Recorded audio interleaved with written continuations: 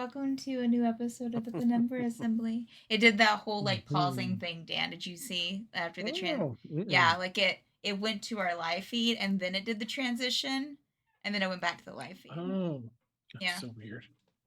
But welcome to a new episode of the Penumbra Assembly, episode 15.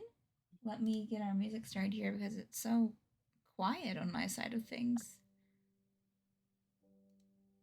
Oh yeah, that's fine, Ad.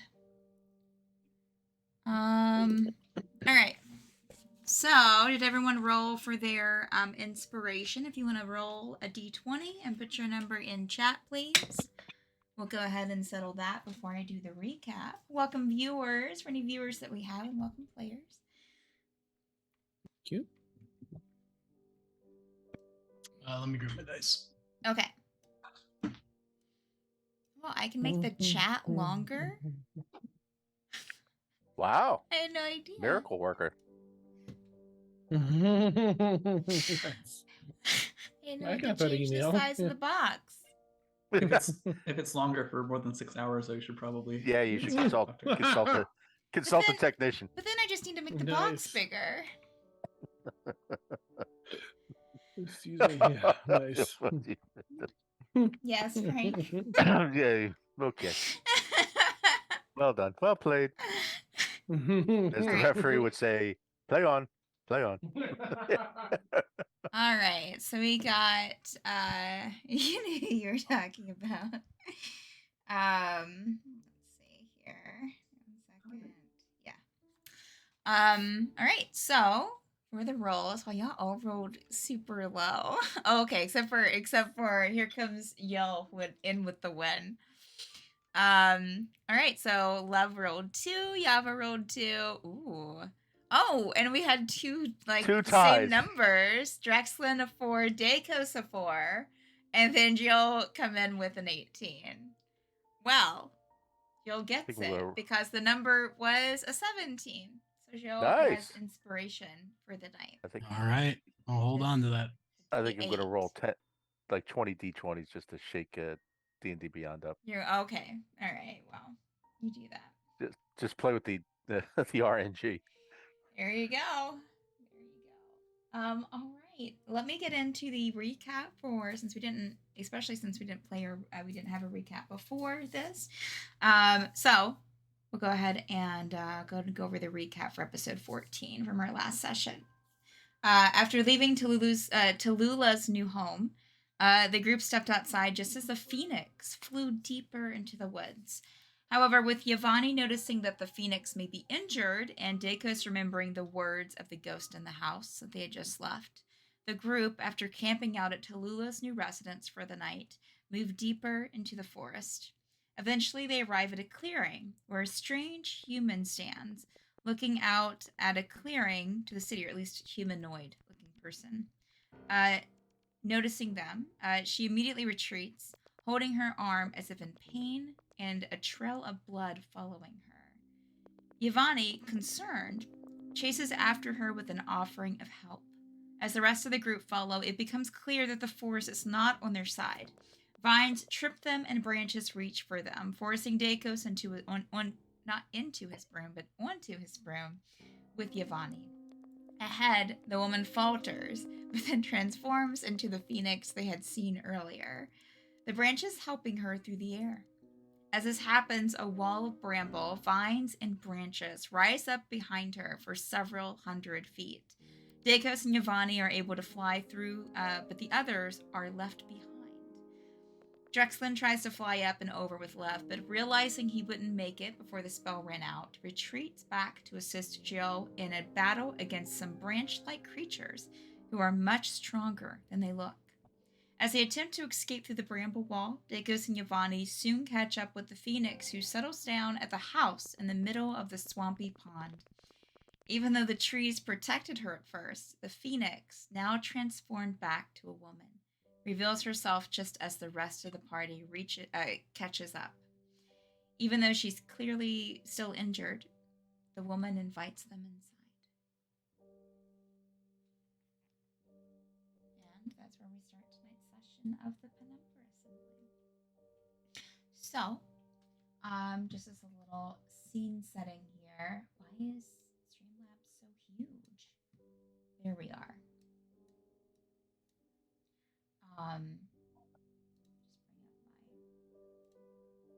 bring up my stuff. A little scene setting. Again, the this house was kind of on this island in the middle of this huge pond. And there was a discussion after last week's episode about ponds and lakes. On this huge pond. And as you step inside, this person that greeted you, which Dacos and Giovanni, which I think Dacos, you passed on the information to the rest, right? That this was the Phoenix that you followed, or no? Sorry, what was that? So If you're talking to me. you and Yvonne, yeah. Mm-hmm. Usually when I say Dacos, I am. When Dacos and Giovanni, because you two were the ones that followed the Phoenix to this house, and then saw emerge from this kind of like little forest thicket behind the house on this island. This woman who kind of came up behind you as you were about ready to go inside the house. And she was holding her arm when she greeted you. Maybe, I don't know, maybe your characters didn't really put two and two together that was the Phoenix, or... I think they did. Okay. Okay. I mean, it seemed like they came from the other direction. Yeah. From where they crashed. We were a little confused, but I think then we talked and fed them food and yeah, and they I think we okay. Yeah, Giovanni fed her some good berries, but she was very hesitant to take at first. I finally did. Did she reveal her name to you and Giovanni, Dacos? Yes. I'm sorry, I had a binder thing up there. Thank you. Yes. Yes, Kasula Amakir. Okay, all right. Just wanted to make sure. I wasn't. Frank asked me before session. I was like, I don't really remember if I think that she revealed. Okay. So as Kasula kind of like allows you and Giovanni to kind of come into the house, that's when everyone else catches up too, and so everyone is heading in to this small little hut-like place, just a very small house, overgrown with some vines, but not as bad as the houses that you saw, like the library where Tallulah was, and in the other house that you found. This one seems to be kind of farther away from the forest, to where, or at least the main part of the forest, where a lot of it hasn't grown into it. A reminder is that when you were passing over the water in this pond, that you did notice way more fish than what should be possible living in one water space this size. There were just teams and teams, thousands probably, of different sized fish swimming about. As you enter into and follow this woman Kasula into the house, again, she has kind of a very kind of almost like a court dress that has been patched up with moss and with some leather here and there. Inside the house, as you step in, it's very kind of cluttered. There's like places and areas to walk, but you'll see kind of like just shelves completely full of books and scrolls, and you'll see some herbs hanging from, and some different flowers and plants hanging from the ceiling in these little bunches. There's a fireplace that you'll see kind of off to one corner with some like baskets of different things kind of sitting around it. And of course, you'll see some kind of bottles of different things too sitting on the shelves. Kasula will just kind of step in and kind of watch the group as you step in as well, immediately going over to kind of like this desk looking contraption and start to kind of rummage through some drawers, bringing out some like linen wrap, some medical bandaging things.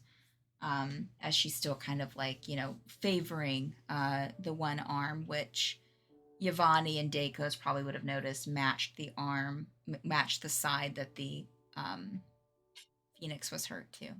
So Mhm. I can find a place to sit. These berries were very good. She'll look at Yvonne and thank you. They were helpful. These are some lovely plants you have here. Oh, yes, I found those in the forest. Would everyone make a perception check for me, please, to see if you notice something?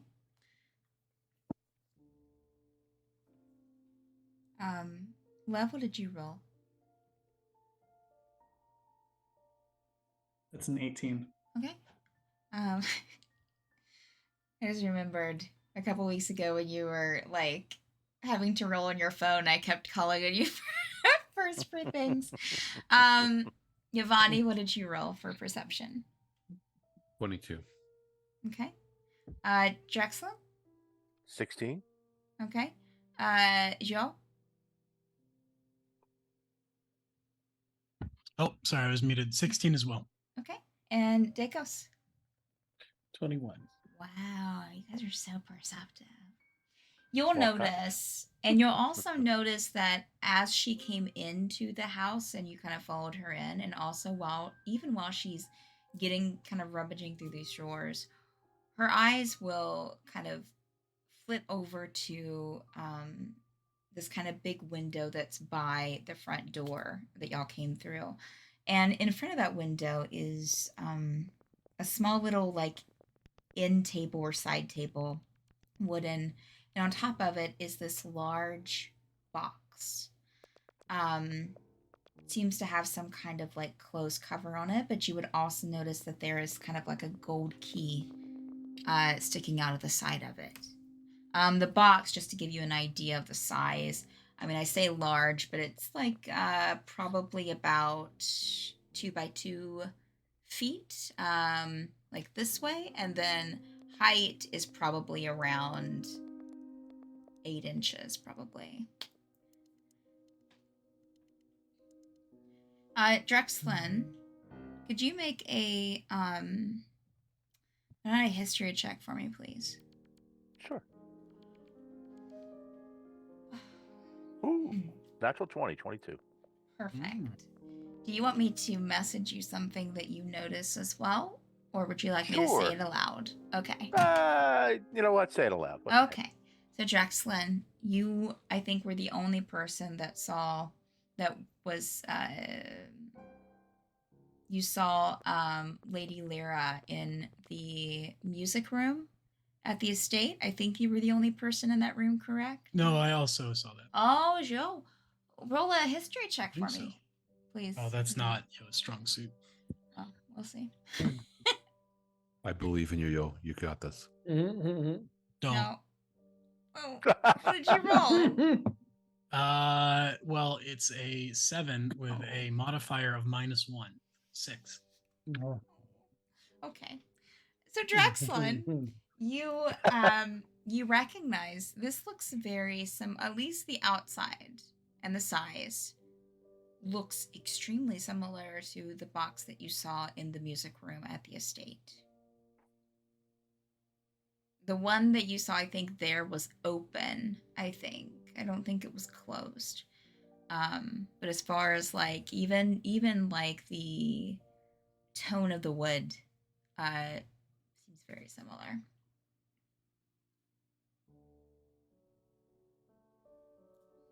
Okay. Not going to say anything just yet. Wait till we get more. Don't want to be too brazen about. Kasula will just kind of sit down on a stool by the desk and looking kind of like she's used to, of course, the own space that she lives in.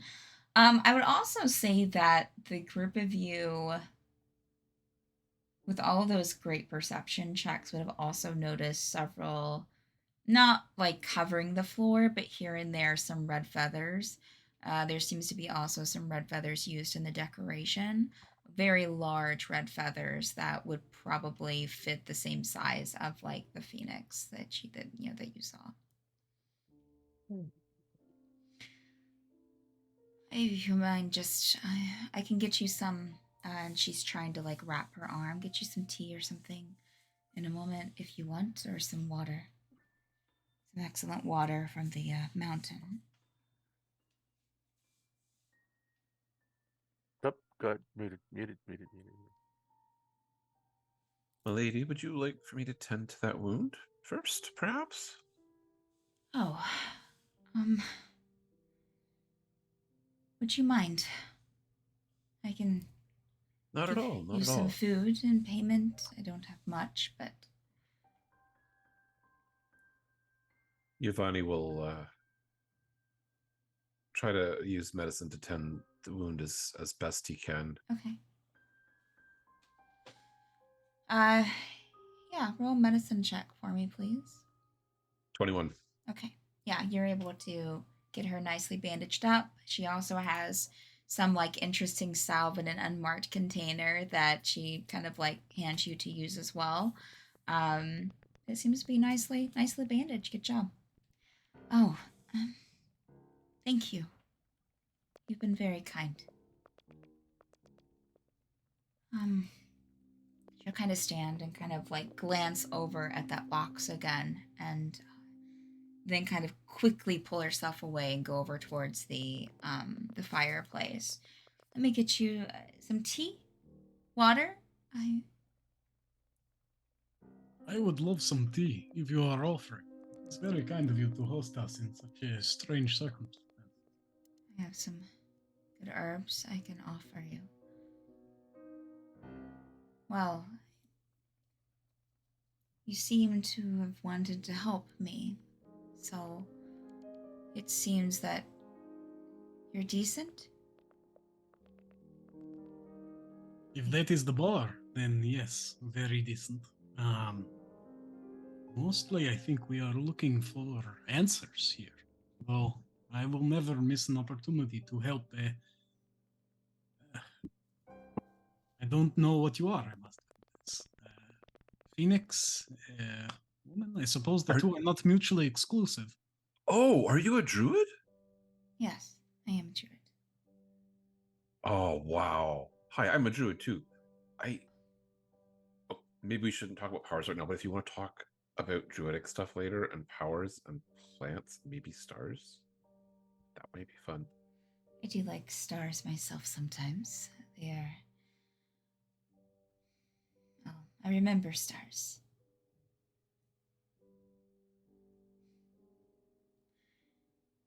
Yes, let me get this tea started, and she'll kind of get some herbs down and get some water started to boil. Um, and so while that's getting started, you said you were looking for answers. Yeah, Gonna where go we can over find and them.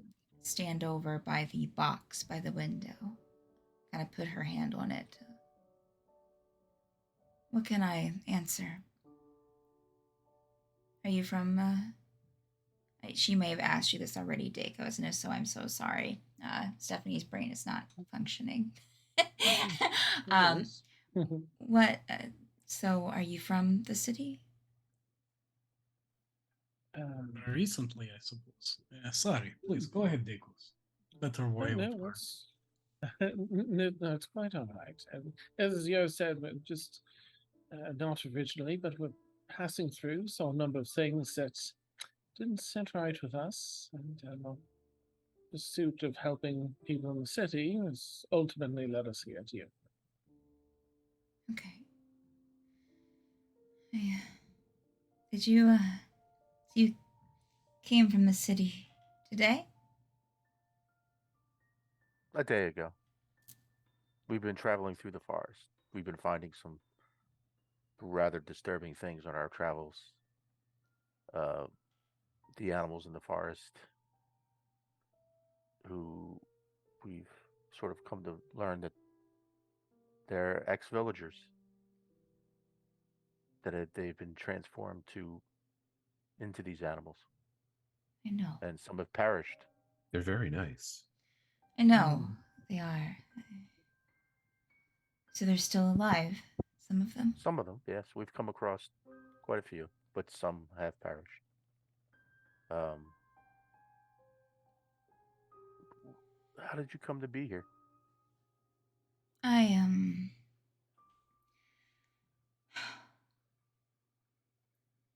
You know, in Amicure, they simply say that you have went missing and, for the most part, presumed dead, including your daughter. Yes. Sorry, let me just at least try and get these, like, cameras fixed really quick.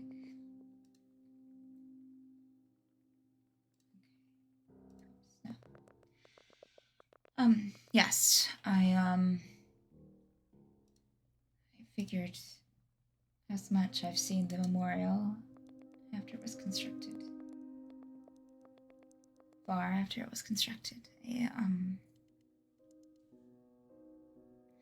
I can't really leave the forest. I get just where I was where you saw me earlier, I get weak and very weak. If I even get that far. Which is partially why I got injured. Well, that was also that and the guards. You didn't happen to see another phoenix, did you, before you saw me?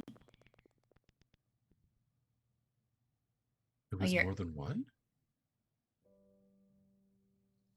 Oh no, I don't know. I'm sorry. No. I thought there was only one, and that was you. Well, you would have saw me. Yes, it was me today. At least now. But no, Narafana, she flew away and I don't know where she went. No one came here. She had no reason to leave. Narathana, the one from the journal? I don't know what. Maybe I don't know any journal.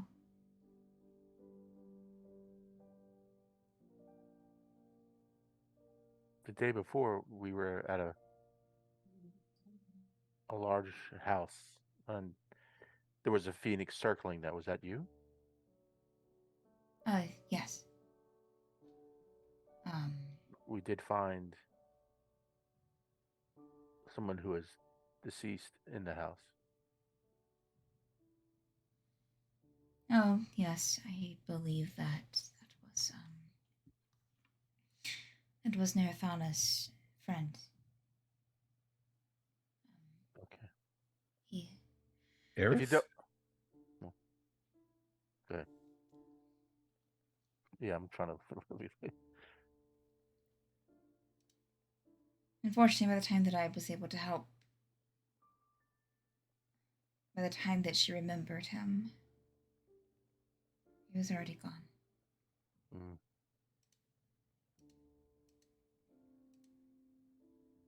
Yes, Nirathana can also, well, she was the one that I kind of taught myself to change into a phoenix. Unfortunately, she is stuck as a phoenix. No, that's terrible. Yes. Stuck in the same way that the other villagers are stuck as animals? It appears so, yes. Mhm. I'm sorry about the animals. I wish I could have helped them, but I couldn't. They asked me, and I can't go back into the city. It hurts me. I hope Who you has don't. done this? No, go ahead. Who has done this to you? Oh, I think it was. I'm pretty sure it was Callum. And what exactly is he doing? Because we've learned that he's done this before with someone before you, a wife before you. What's his purpose? What's his plan? We're looking to stop him, as it seems to be hurting quite a few people. Yes. I. Sorry, I'm trying. I'm trying. Multitasking Stephanie does not exist. So when I try to make her exist, it only makes things worse. So, as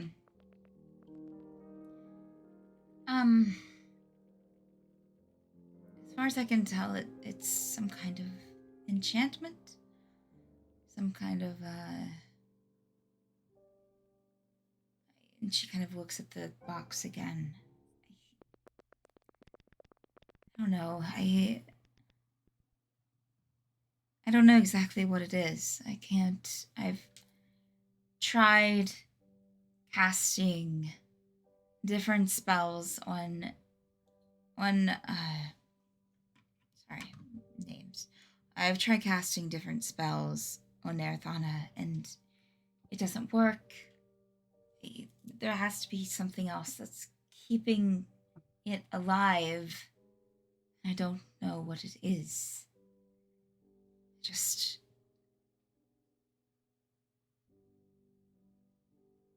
I don't know. I found this place. I like to. I always liked walking in the woods.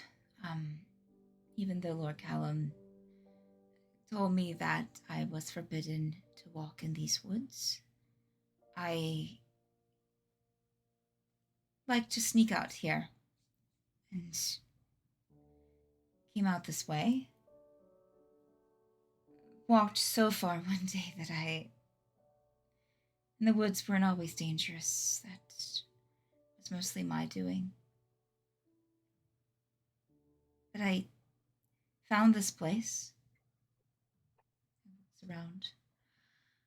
And Nathana, she was a phoenix and wounded from trying to escape. And I helped her, and Callum found me out here, and things went a bit weird, just dark.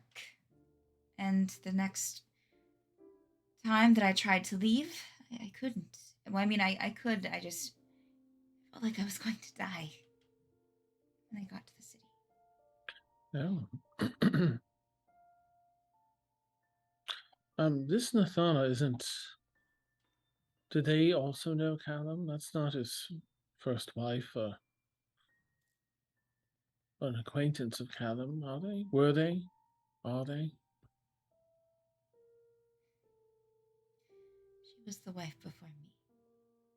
Hmm. I didn't know about her until I found her out here. And I kind of caresses the box. I just like this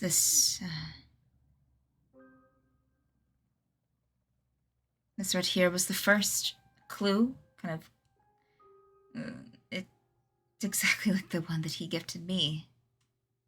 Oh. And she'll kind of slowly kind of open the box and wind the key. And you'll see these kind of two dancers dancing at the top as it plays this very kind of, beautiful melody for a music box. With your check, Drexlin, earlier, I'd say that you would notice that it is open and playing. It is very similar because I think you saw the other one open, as I said. But you would notice, since you rolled so high that, and rolled a natural 20 on top of that, that it's the same, but the person is different. Like, it's a couple. But What seemingly is a male is the same, Ah. but the one dancing with them is definitely a different long-haired figure. Right. This one with long red hair, as the last one that you saw had white hair. Okay. Did Lara have white hair or? Lyra has white hair, as does Kasula. Kasula has white hair.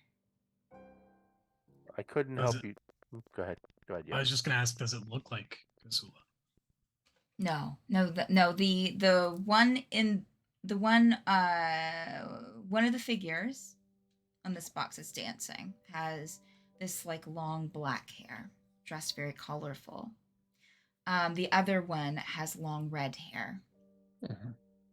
Kasula she's- has white hair. Mhm. I think she's saying too, like this was Nathalis or whatever the name is, the previous Yes. wife. Yeah. That So we're looking at here. Kasula is saying that Nirathana was gifted this by Lord Callum. And it's exactly like the one that he gifted her. Hmm. So similar gifts, both of you guided to learn the Phoenix form. Sorry, do you know what Callum's game is? What the plan is? Why he does any of this? Well, I tried to figure it out over the past while. I've been out here since probably around 15 years or so, maybe more. I was out for a bit, and I don't know exactly how long I was out, but I don't think it was more than a couple of days after Lord Callum found me. I know with Narathana, after I was able to transform into a phoenix, I was able to understand her better. She said that she's actually in line to be a part of the Sealy Court. So very powerful. Extremely powerful. I think that Lord Callum wanted to suppress that power, I think. She said at first it was fine, but then once she started seeing his true nature, and that he had done this time and time again, that when she started questioning him about it, that he shut her down and turned her into a phoenix and made her stay out in the forest, along with all of the other people that he'd killed and turned into animals in the process.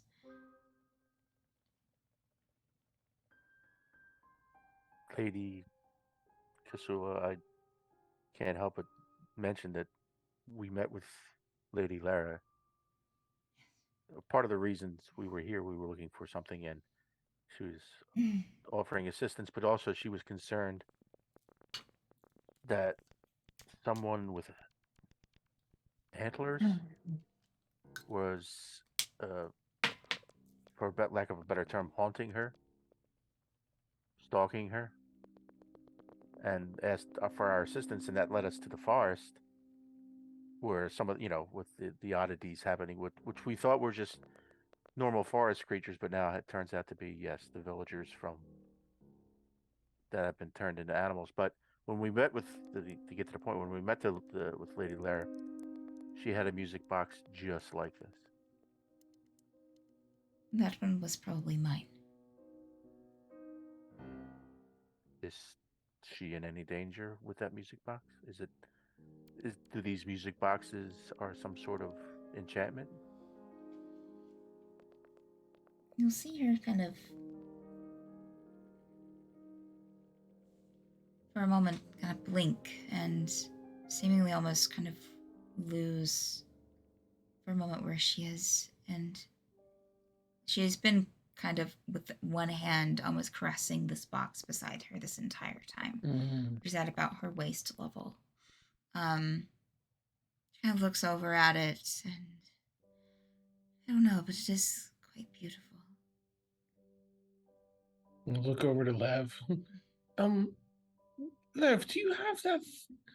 Can you use your expertise, perhaps, and take a gander, see if you can figure anything out about that item? Yeah, it might take a little while, but I mean, if we've got the time. Yeah, we are making tea. We are here for a little bit at least. Oh, yes, the Yes. tea. Take a while for the water to boil. So She'll kind of head over to the kind of take another glance at the box and then head over to the fireplace to get the tea together. That's all right with you then, milady? Nothing will Yes, be done just- other than a quick examination. Yes, it's fine. You can look at it. Thank you. Ritually cast Identify. Okay. Yes. So you do recognize. I would say you recognize a school of magic as enchantment that seems to be kind of emanating from this box. It definitely Enchantment. seems to be having enchantment. You Practically pulsing with magic. That's a Dragon Age reference for those who are not Enchantment. in the know. Nice. So enchantment magic, it definitely seems to I'll say, since I don't really have an exact name for this, this isn't a specific item, but it definitely has a charming effect. As well as, would you please, I know this is identified, but would you please roll an Arcana check with advantage for me, Lev? You're proficient in Arcana, right? I would say. Yeah. That's in there then.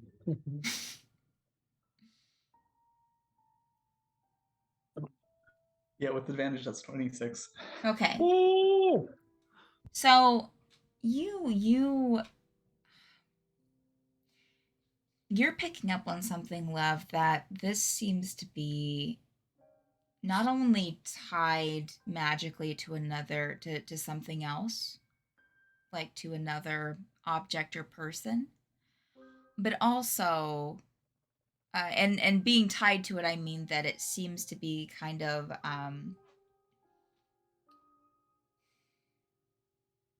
almost like a continuing electrical cord, like it's kind of feeding another object is feeding it. You also can, with that roll, can kind of decipher that it has some kind of which I think enchantment covers that as well. Let me just do here. Just see what that covers. I looked it up. I just want to make sure.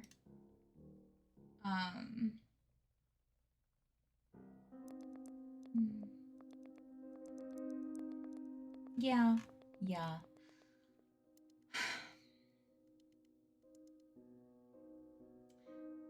Again, with the high roll, you would also be able to tell that there's some kind of polymorphic effect with this as well. Some kind of spell that's tied to it, and whatever else is tied to this object. Yeah. So charming, like some polymorphic effects to it. Yeah.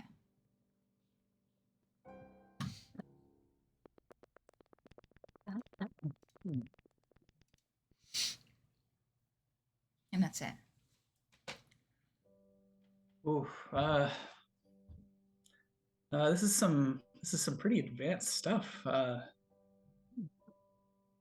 I've been studying magic for a very long time, and this is almost beyond me. Gosh, there's so much going on here.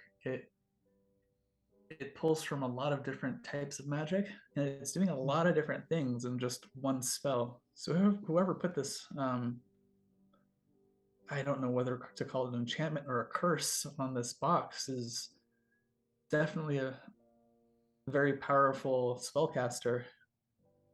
But there's definitely some charm effects to this, and Oh. it's creating this strange, like two-way dependence, almost like a feedback loop with another object or a person. Um, Maybe if we investigate further, we could find out what this is tying to. This My could goodness. Perhaps a nearly identical music box that we have seen before. Oh, yeah, it sounds. Yeah, perhaps that's a really good idea. We should. Is she far enough away? I'd like to, for me to be able to do a hushed whisper to everyone, or is she like well within She's earshot? probably within probably like 20, 25, probably about 20 feet. It's not that big of a house.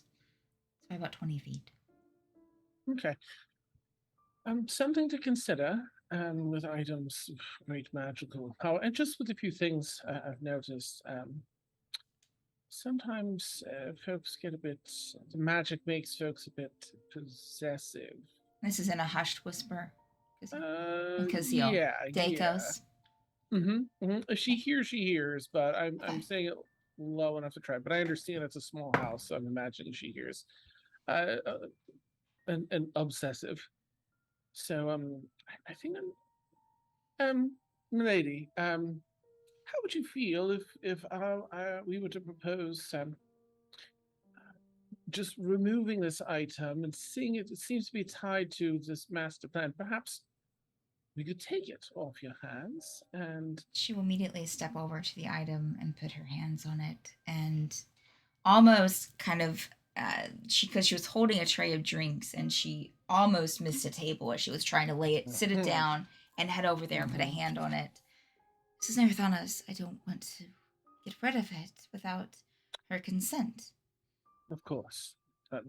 My apologies, of course. And I'll just kind of look at everyone like, here's that. Drexel, you haven't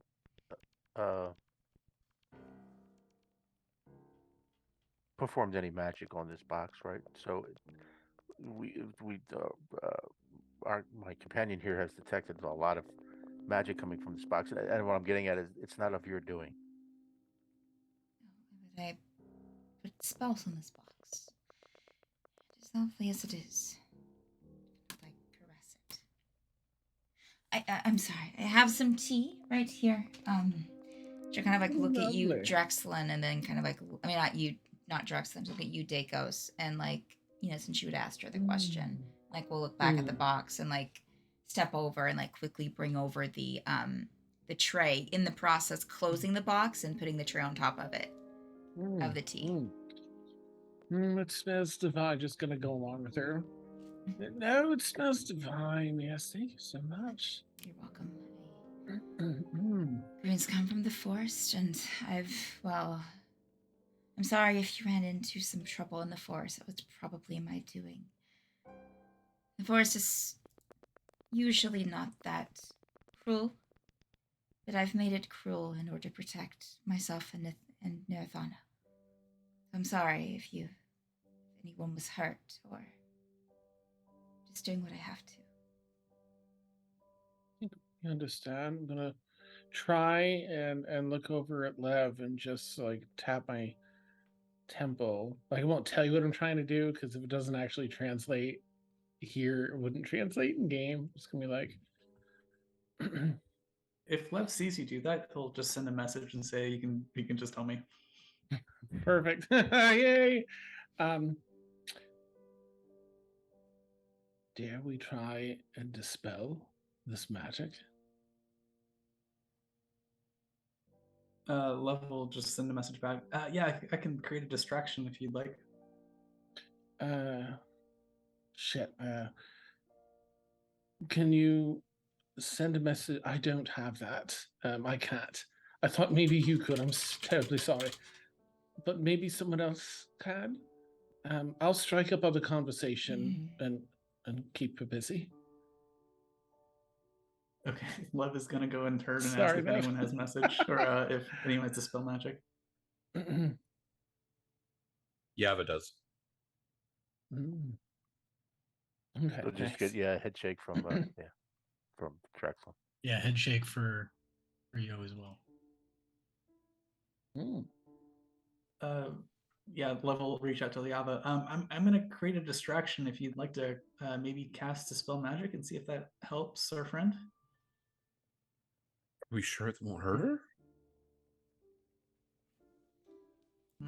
Good point. Mm. Please take Um, as much time to study as you can. I don't want to hurt anyone. You're right. Sugar So I noticed that. for your tea. Oh, Anyone? oh, thank you. Look at Yes, yes. Okay. 5 cubes, please. Thank you. It's super sweet. Thank you. I happen to notice that there's a grand abundance of fish in this lake, and there's such a terrible shortage of food for the woodland creatures. I don't suppose that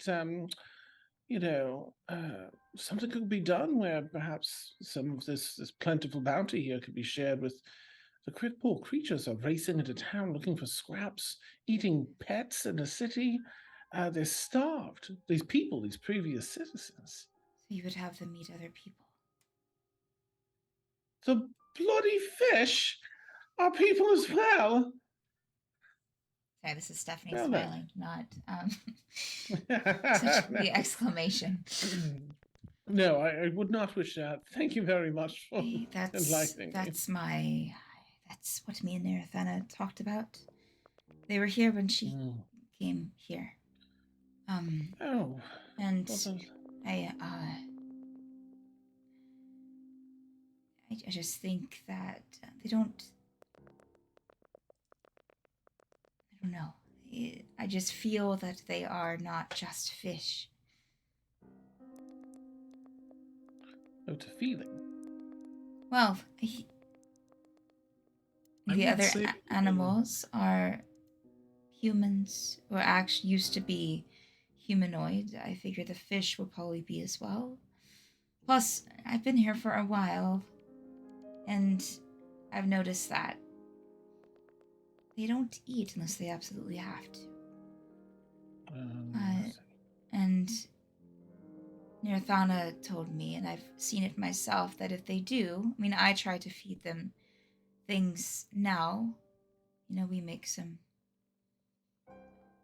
sneak. I don't know. And a few of them will try to get bread or something from in the city, but if they don't, every once in a while, it's like they'll eat and they'll feed on each other, and then they'll be very quiet for a few hours. Almost as if standing vigil, like a memorial. Sometimes they'll just die, I think, from starvation. But I think that she's been doing this for a very, very long time. And while I kind of look out the window, out at the pond, I don't think that those might not be the people that he changed into fish, but maybe their ancestors. But there are a lot of them. But I fear that their numbers, there's less out there now than there was before.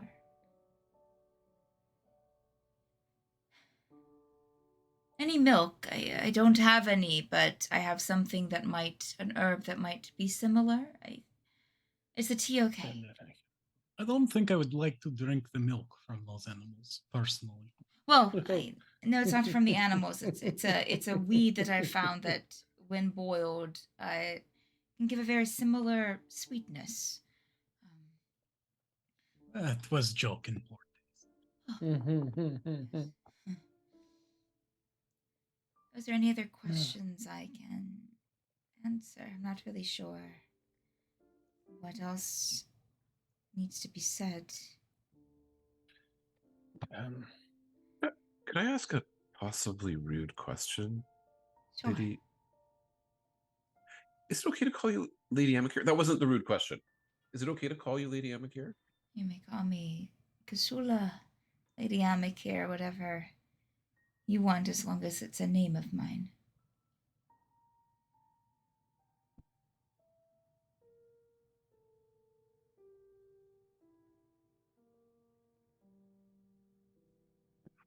I'm sorry, I've forgotten the question. Oh. I'm just so happy that I can call you Lady Epicure that I've forgotten the question. Oh, well, think about it some more. I'll be willing to answer if I can. She's gone back to like caressing the box. You don't think? No, Sorry, no, go ahead, Drexlin. It was just an extra thing I was going to say. Okay. Do you think Narathana is out there somewhere? When have you last seen them? Actually, very similar to what I was going to say. I saw them this morning, but then I went out to gather a couple things, and when I came back, they were gone. And that's when you saw me out in the forest. Was I went out to look for her, and I saw the clearing. It was never there before. That opening to see the city. I usually have grown the forest so I wouldn't have to see the city. But I think that she flew into the city, and I don't know why. I don't know how she can. Lady Epicure. Yes. I sorry, I remembered the question. But It is a bit of a rude question, but maybe I'm trying to understand some of the magic here. How Sure. old are you? Oh, I'm an elf, so I'm not sure if you're aware of the lifespan of elves, but I think I'm a 200s or so. So not unnaturally long. Okay. Do you know how old Narathana is? Oh. No, I don't. I don't know that. Okay, I'm just worried that. Okay, never mind. I'm just worried about you. You're worried I'm going to die. I think there are worse things than death. You're probably right. No, I don't. Prisons for one. Yes. I would not want to be in prison. I guess Yava gives the others a look at that line. Yeah. Oh no. Yeah.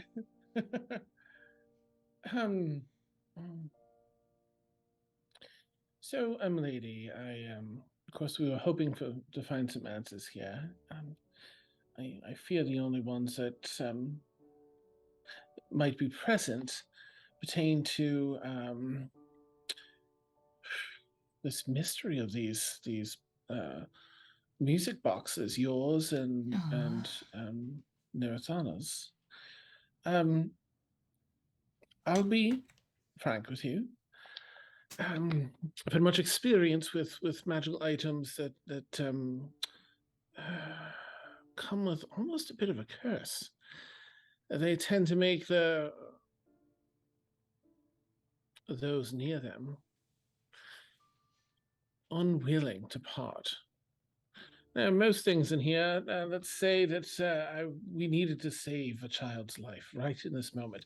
You would probably give me this cup of tea if I said I need to take this. You'll never get it back. Or you'll have it back tomorrow. Yes, you'd give me the cup. Yes, it's just a cup. Of course. If there was, say, something of sentimental value, something dear to you, perhaps a special brooch or something of Nirathana's, and I said, I'll have it back to you tomorrow. Just a brooch, but something of sentimental importance. And this child's life will be spared, of course. You would likely allow us to have it for a day. I would be hesitant since Nirathana's not here, but I guess if it did something good, yes. Yes. And now, if this child were moments away from death, and I said, we need Nivethana's box. I was going to watch her expression. Oh yeah. Just for an hour. She'll immediately And like it will kind come of back. put an arm around, like kind of on it, like whereas before she was just touching it. Listen, and what would you say? Nirthana's. I can't. I don't. Yes. I don't want you to take it. Yes. Now, sometimes when challenged, I want to present this challenge to you. Do you recognize the absolute that you're psychology on feeling her. in this moment? Yeah. Jesus. In this moment that you cannot even fathom the thought for a child's life to separate yourself from this box. Even if you were standing mere 10 feet away, would you let us hold it for an hour? Why would you need to hold it for an hour? Yes, you wouldn't. You wouldn't. It's the magic.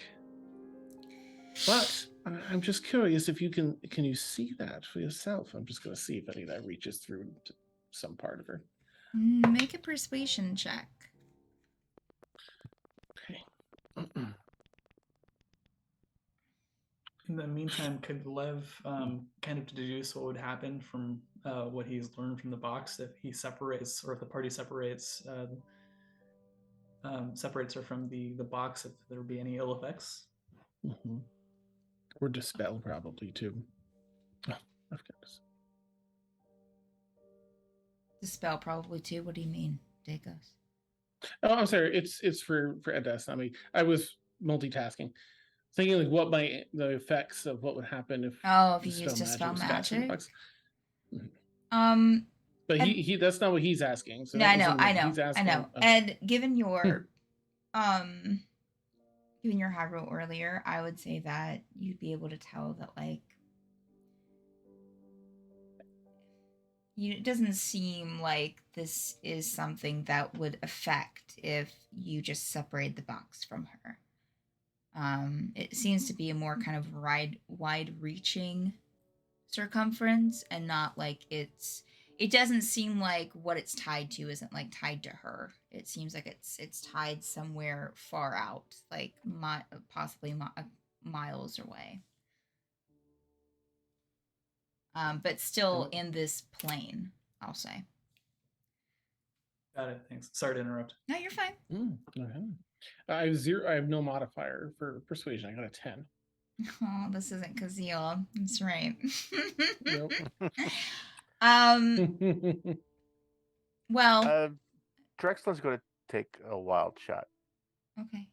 He's going to approach Kasula.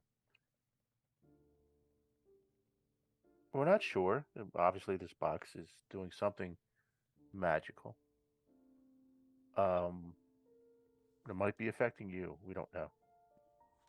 But I can do something that normally just protects people from evil things. But a side benefit of this is if you are being affected by this box in a certain way, it will help you fight that effect. And it might see if it, I'm willing just to try this to see if it has, you feel any differently when I do this. Like a veil is being lifted or something.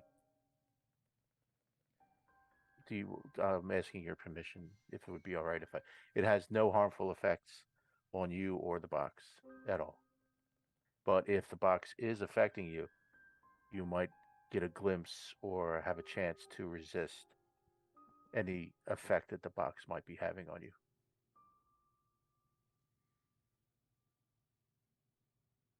Sure. I don't think this All right. box is hurting me. And as long as you don't hurt the box, then I think it'll be fine. No. You might feel, let us know if you feel differently. And I'll cast protection from good and from evil and good on her. Okay. Which, the side benefit is, the target also can't be charmed, frightened, or possessed by them. If the target is already charmed, frightened, or possessed by such a creature, The target has advantage on any new saving throw against the relevant effect. Okay. So I don't have no idea if that applies, but it's worth. Mm. I'll take out some holy water, powdered silver, and iron, which are components for the Right. spell. Okay. So I'll mark that off. hmm.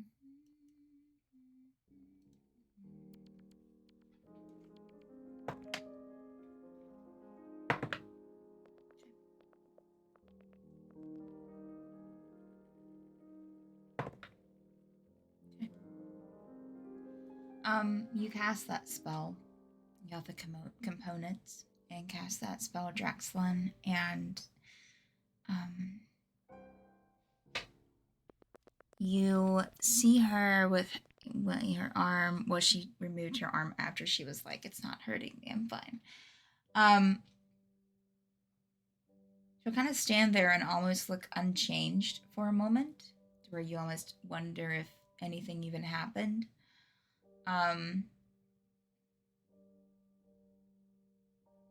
Then she'll kind of like look at you, kind of cock her head.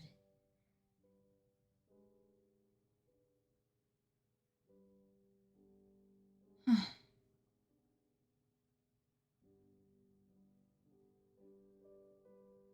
How am I supposed to feel? She looks at you, Drexlin. That's a question. Changed, as if you have an opportunity to break away from whatever this box is doing to you. She'll look over at Dacos, honoring your roll, because even though it was low, it still beat her. Look over at you, Dacos, and you really think that this box has been what's keeping me here, or? There's absolutely a strong pull, some form of some strong effect this box has on you. It could very well be what's causing you harm, but at the least, there's an obsession with the box and keeping it on your person, and that can't be good for you. And it's likely part of Cullum's plan.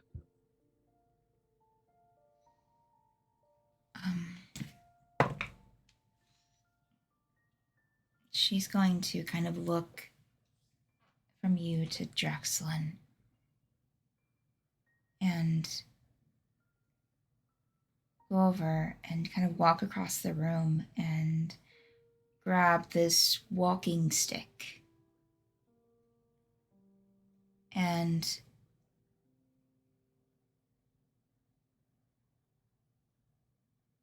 he's going to start to come over. I think that she's smart enough to be. And we'll almost start to raise it at the box. Should I destroy it? Um, We're not sure We what don't- effect it has. I say go for it. I mean, it might not be terrible. We can remove it from the plane entirely, or Maybe we can Kasula. just. What does your heart tell you?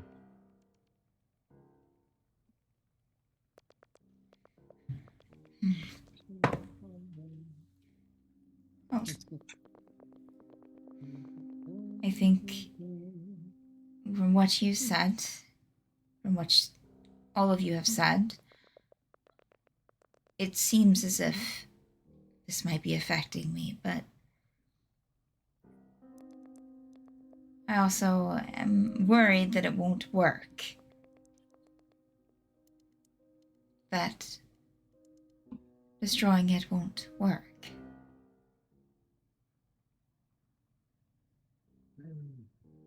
Not everything in life is a guarantee. Sometimes we must navigate as best we can in choppy waters.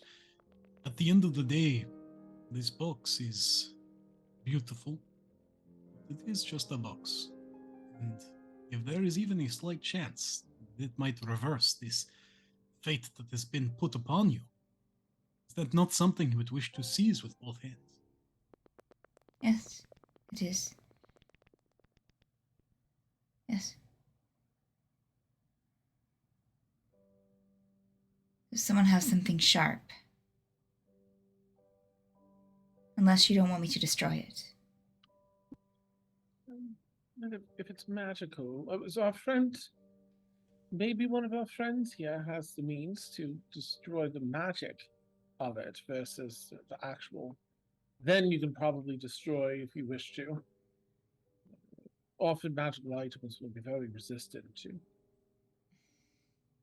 smashing, but do any of you? I'm terribly sorry. I've traveled with you all the days now, and do any of you have the capability of dispelling magic? I feel like we've discussed it before.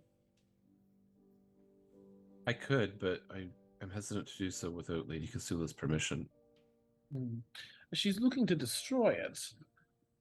Lady Kasula, do you feel that you would give us an opportunity to dispel, just destroy the magical piece versus the box itself? Yes, please.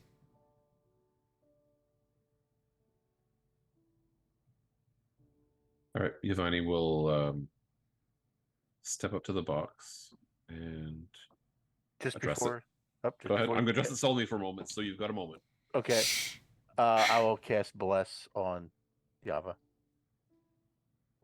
So you have +4 to. Yeah. And bless isn't concentration, right? No. Okay. Attack rolls or saving throws. And since you're saving, plus you're standing within 5 feet of me, you also get a +3. Okay. Giovanni will cast Dispel Magic on the box at 3rd level. 3rd level. Alrighty. Let's see here. That's not going to help me. Giovanni, roll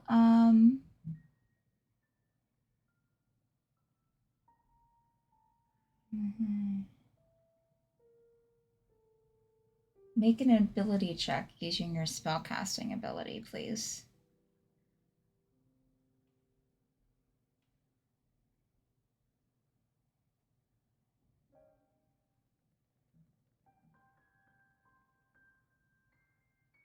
Then.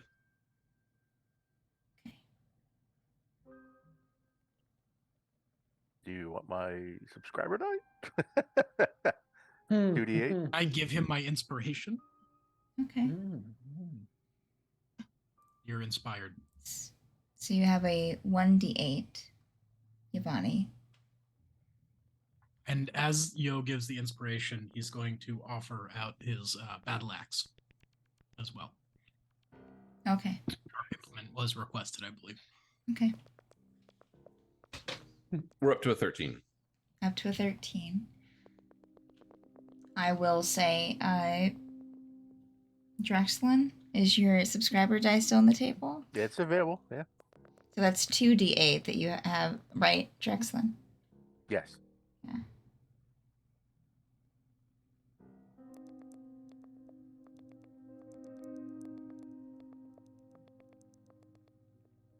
$18.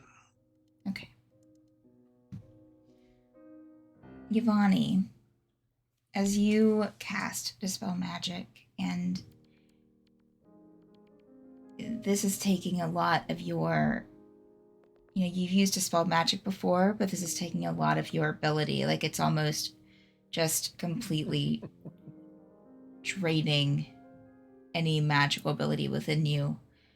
And, the rest of you will almost see Giovanni kind of falter just a bit and almost kind of like lose his balance. And Giovanni's probably muttering about different archdruids wrote books about this and that as he's concentrating on the spell. But my mom said that this is the right way to do it. And as he's muttering and sweating, you can see a little sweat on his brow as he's like, kind of losing his balance a bit. Dispel Magic is cast, and Giovanni, you can kind of feel like it was successful. Just enough.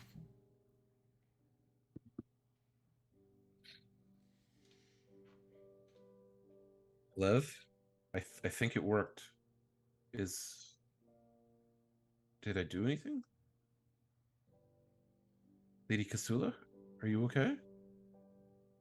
Lady Kasula is standing with Joe's axe in her hands. Is it ready to You be put it destroyed? there.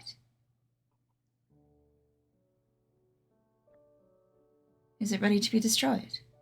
Oh, I'll look at Lev. I think Maybe? on the surface we've seen a market improvement. I think we're okay. Okay. I think And- now it's just a magic box. She will raise. I mean, a music box. Sorry. Jesus, how you blow a line. Oh no. She'll raise the axe into the air with a surprising strength and kind of stop right before she brings it down, just to make sure, and brings the axe down onto the music box, shattering it into several pieces that go clattering and clinging to the floor. And she'll just kind of like stand there and kind of without looking at you, she'll hand the axe back to you. I've got one more good berry. Do you want it? I would love a good berry, thank you. Wow. Oh, you're that muted. was- You're muted out. I'm so muted. Yeah, as Yo takes the axe and puts it back across his back, he'll just kind of reach down with one hand and give what to him is an attempt at like a reassuring pat, but it's probably more of like a slap on the back. Say, I know it was hard to do that, but often the most important things are the ones that we are the most worried about. I think we've done very well here.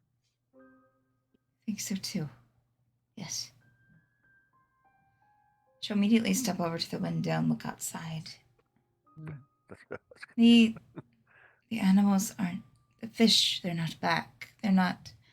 I thought that they would be transformed. But they're not. I think we might need to find whatever this was connected to. It feels like the batteries charging whatever this magic is, perhaps. Could it be the other one at the estate? I think she wouldn't say that's a DM. At the castle. Milady, we plan on returning to Lyra, with some evidence of these things. Is there anything that is specifically yours that we could give to her? Because she's not going to believe us when we say you're alive. Is there anything we can say that only you would know? Or an item we can give to her that only you would have? So she'll know it's true, and perhaps, it might take some convincing. We'd like to destroy your mother's music box. Might not go over well. But, or perhaps you could write a note. It's okay to destroy my music box. Did you have a pet name for her? A nickname? Yes. No, I just little Lyra is what I called her. So, she'll kind of yank at a golden pendant that was hanging around her neck, and which will immediately snap the rope that was tying it around there, and just kind of hand it out to you, Dakos. And it's just a golden brooch with the beautiful stone polished stone in it. She'll recognize that, and it has my name carved on the back. It was given to me by my father when I came here. Oh, lovely. All right. It's interesting that he tried to do this so many times and succeeded. Yes, we have to wonder how many times before you and Narasana. I would be careful. I'm sure if he entranced me and entranced Narathana, that Lyra might be the same. I fear, yes. Even though Yes. I'm sure he's trying to control her in some way, as it seems that he wants to control everyone.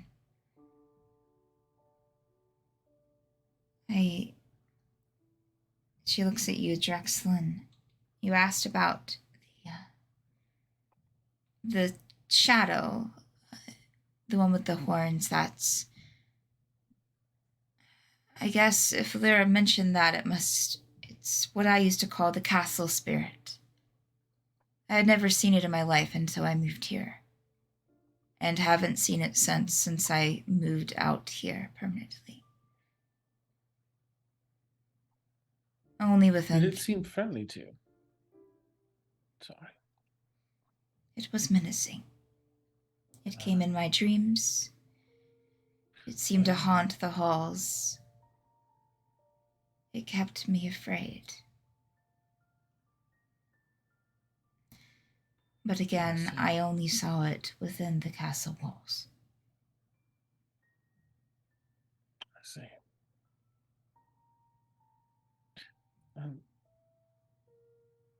Perhaps we can see if you're able to leave. Not that you have to stay, do whatever you wish to do, but I'm curious to see if you're free from your beautiful little prison here. I worry about Narathana and Lyra, of course, but I know that Lyra is strong. She has to be. But Narathana, her mind's almost gone. Being a phoenix for so long. They're smart, but nothing close to the brain that she was used to. Do you have any thoughts on how we might, if we encounter Narathana, how we could assist? Well, I'll try to come with you. I don't mind at least attempting to get out of here. Would you care to write just a quick, maybe your daughter will recognize your handwriting. It's all right to destroy my music box. I think it might make it easier to sell to Lara. I can write up something, certainly. Thank you. I'm not sure that she'll recognize my handwriting, though, since she was so small. But I'll write it up all the same. And she'll go over to her desk and start getting out some papers. And start scribbling away the note. And after a couple minutes, we'll come back and hand it. Little kind of folded note to you. Thank you. I'll say that she'll probably even put like a seal on it. Oh, nice. Putting him in the bag of holding. Sorry, if you've got the pen out already, if you wouldn't mind, if I might be so bold, he pulls out his music box that he got from the gift shop. Would you mind autographing this one? I love it. Curious. She'll kind of come over. May I? And she'll kind of start to reach for it, but then like pull away. It's not also magic, is it? No. It's just a trinket. They sell these. Yeah, they do. Interesting. Yes, I can sign it. She'll kind of go and get her pen, and without touching the box, she seems very particular about not touching it with her hands. Will kind of sign wherever you want her to sign. So like, strange. Brilliant. Thank you. I hope. Anyway. Should we let me get a couple of things in a bag here, since I might not be back here, and I'll be ready to go. Wonderful. Please take your time. Okay. She'll start getting some things together, and I think that's a good place to take our bio break. Yes. So for those watching, we take a 10-minute bio break. So stay tuned, and we will be right back in about 10 minutes. All right. See ya. Wouldn't want to be ya. Actually, I would love to be you. Why not? Spend a day in someone else's shoes. Oh man.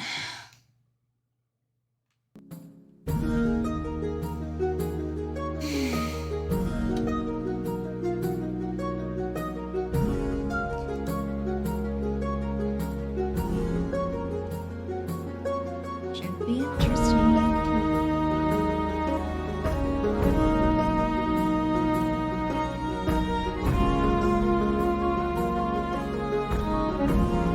Dan, so did you see, did you draw that pose suggestion for Lily's character? No. Okay. I was like, wait a minute. I was like, that's really good. Yeah. Wow, Dan. I was like, Dan's sleeping. He's sleeping on some talent there. Okay. Okay. I was just making sure. I was like, wait a minute. Not yet. Not yet.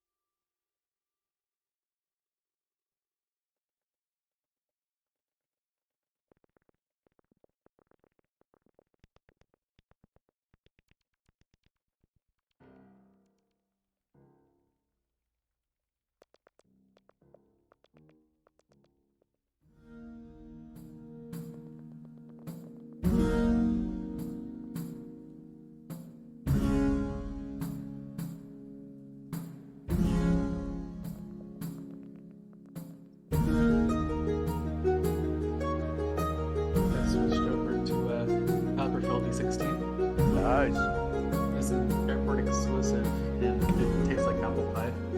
Really? It's an airport exclusive? Interesting.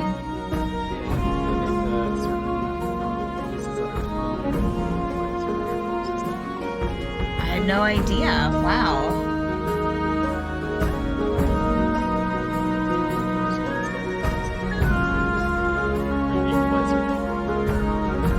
That's just the classroom.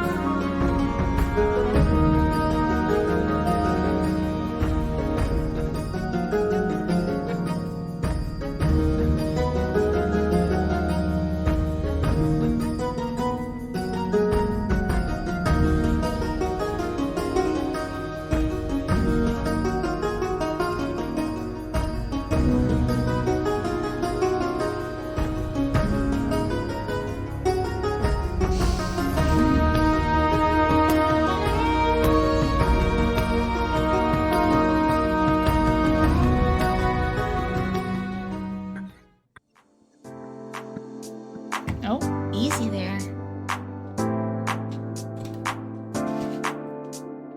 Easy now. Okay.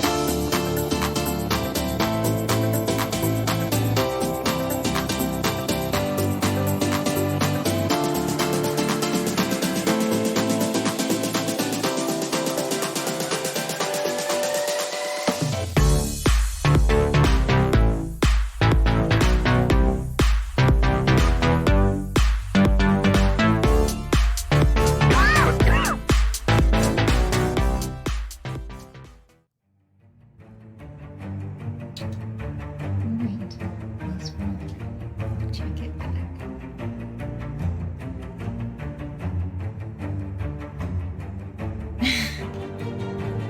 Oh no, what did you send me?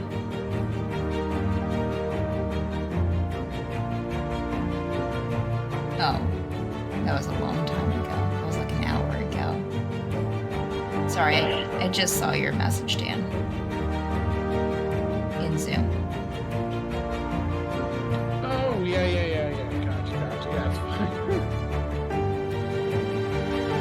We just spelled the music. A timer to evacuate the dimmy bling starts. That would have been great.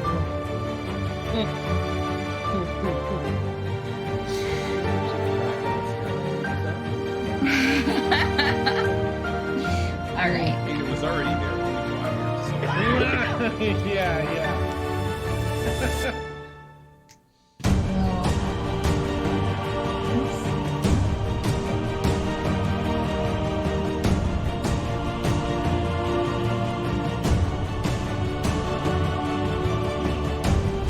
And 3,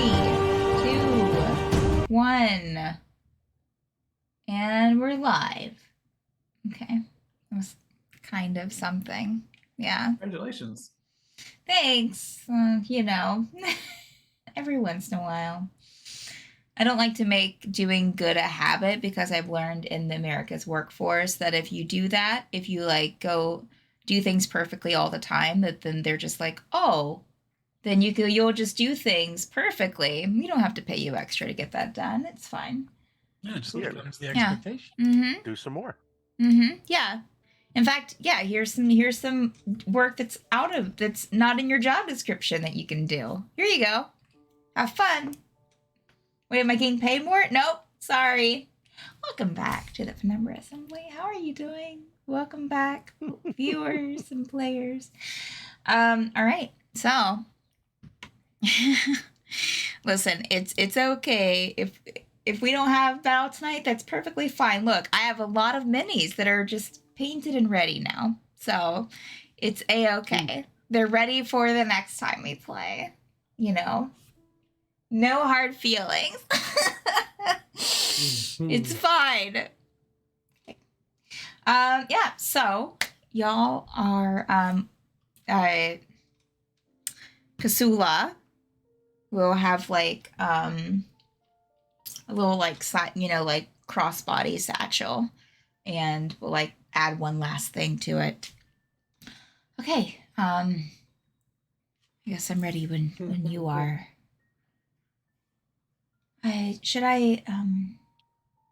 No, I guess I couldn't take my tree spirit with me past the forest anyway, so and I would say that Tree spirit? yes, A tree spirit? you saw it. She'll step out, and the big huge tree that was stepping in your way before when you came up to the cabin at first, and kind of guarding you away from the phoenix will kind of step out, and Kasula will kind of reach up to it and just kind of like touch one of its branches. And Does it have a name? oh no, I can't understand the language, and I didn't want to just give it a name that it didn't agree to, so I just call it my friend. Very wise. Hello, Kasula's friend. It'll kind of give like a little branch kind of wave. Before we go, Kasula, and I'm going to open up my notebook to the map I've been making. Yes. Here's what I know of this. I don't know where you're headed, if you can, or if you're even leaving once you determine whether or not you can. But here's the current state of things, and I'll show like our path through the woods as best I was able to sort, and like the city and things like that.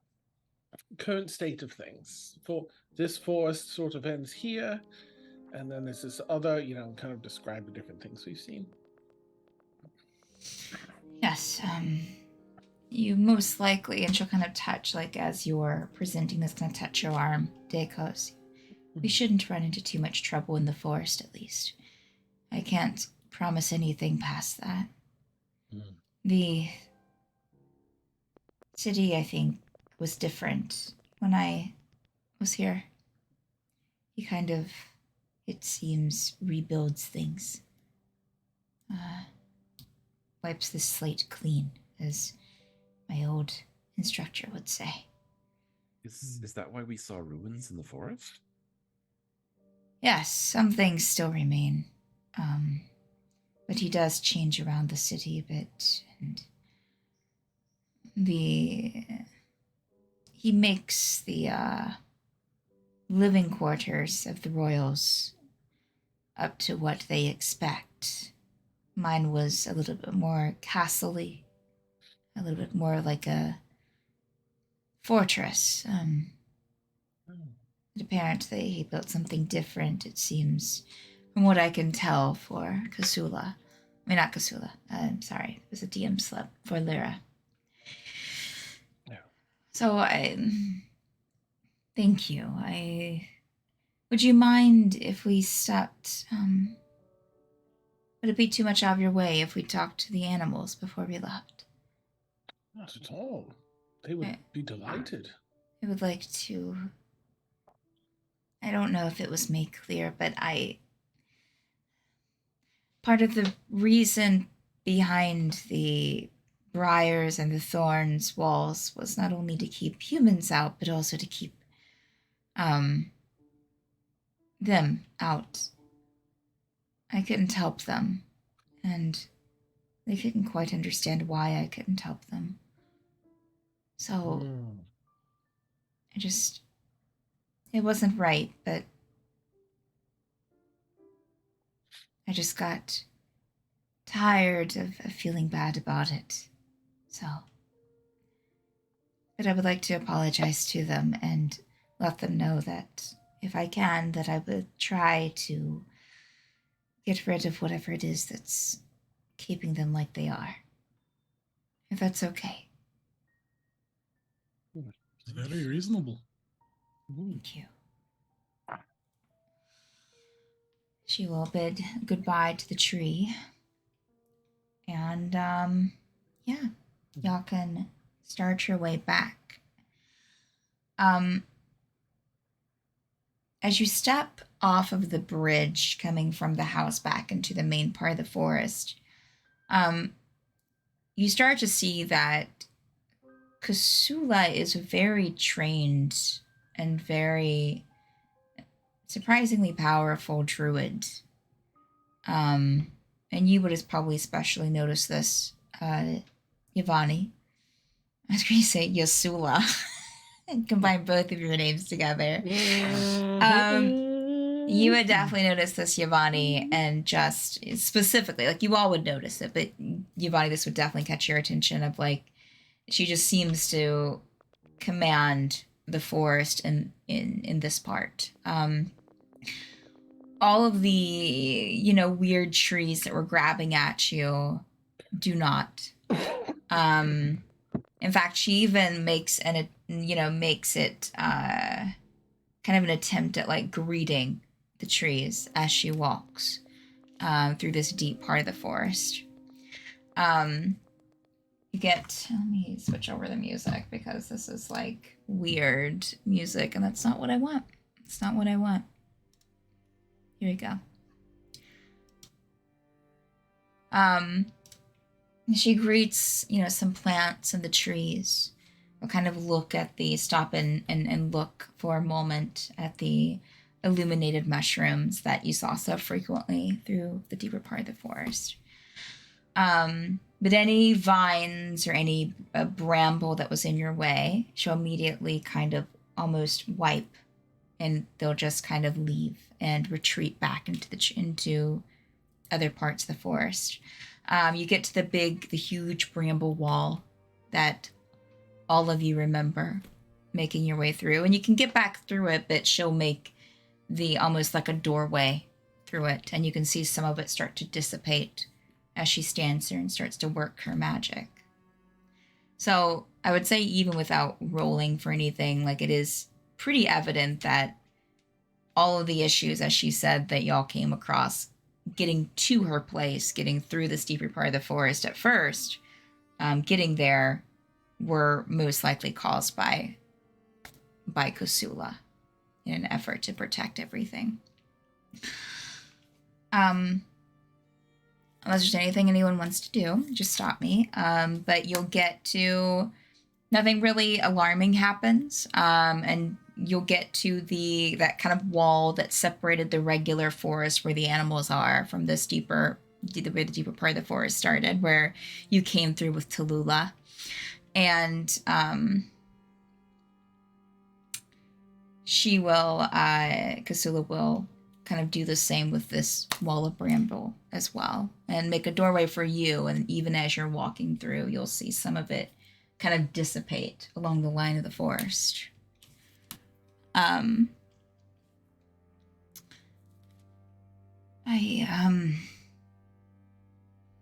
know that the animals used to be over here, but I believe that those have died off, and she's kind of motioning towards the older villages that you came across right before you came to Tallulah's, that you saw like all of the bones of the dead animals there. And we'll kind of motion all, kind of look to the rest of you. I don't really know, where are the animals now? Would you take me to them? I'll look at Dacre, certainly. It's on the way, so. Yes. Okay. Okay, so I'd say that you get to kind of that, you'll pass a few villages, but just so for familiarity's sakes, you get to the village that you first came to, that desolated village where the bear was, and the other animals, the hawks, and you'll stop there. The animals at first will be very cautious, but will start to kind of recognize Kusula, and a few of them will come up to her and she starts having a conversation with them, like just kind of staring at them and, almost mentally. And after about 10 minutes of different exchanges, she'll stand and turn to you. I let them know that we're going to do what we can. So I'm ready to try to get out. I feel okay. Good. In fact, I probably feel more clear-headed than I have in a while. So that's something. Very good to hear. Glad it helped. So where to now?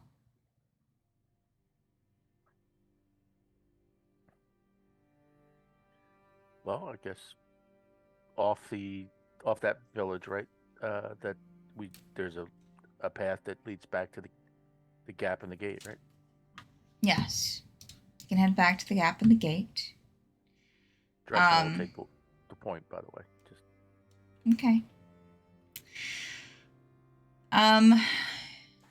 No, they don't know that's there.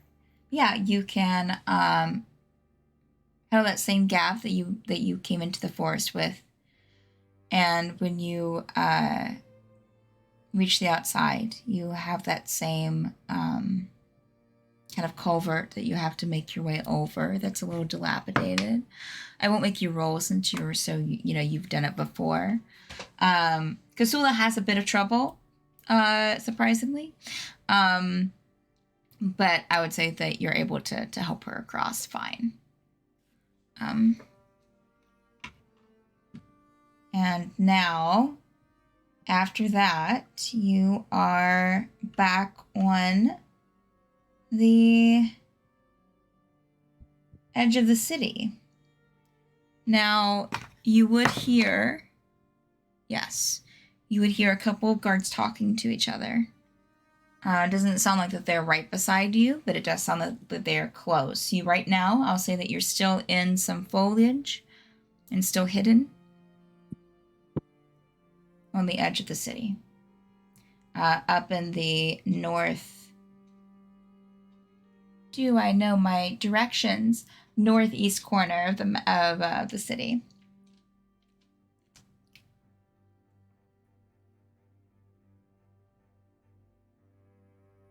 How did we avoid the guards last time? We had help, right? yeah, Yeah. Satara. Yeah, Yeah. Satara.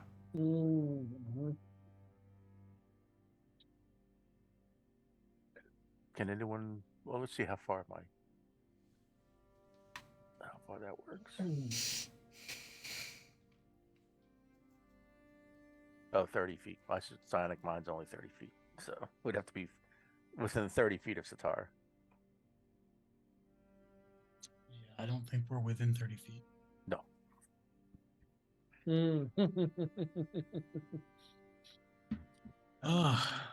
Trying to get a message to you. If we're trying to get back, now we set something in place. No, she said that she would meet us, didn't she? Because we asked, how do we get in touch with you?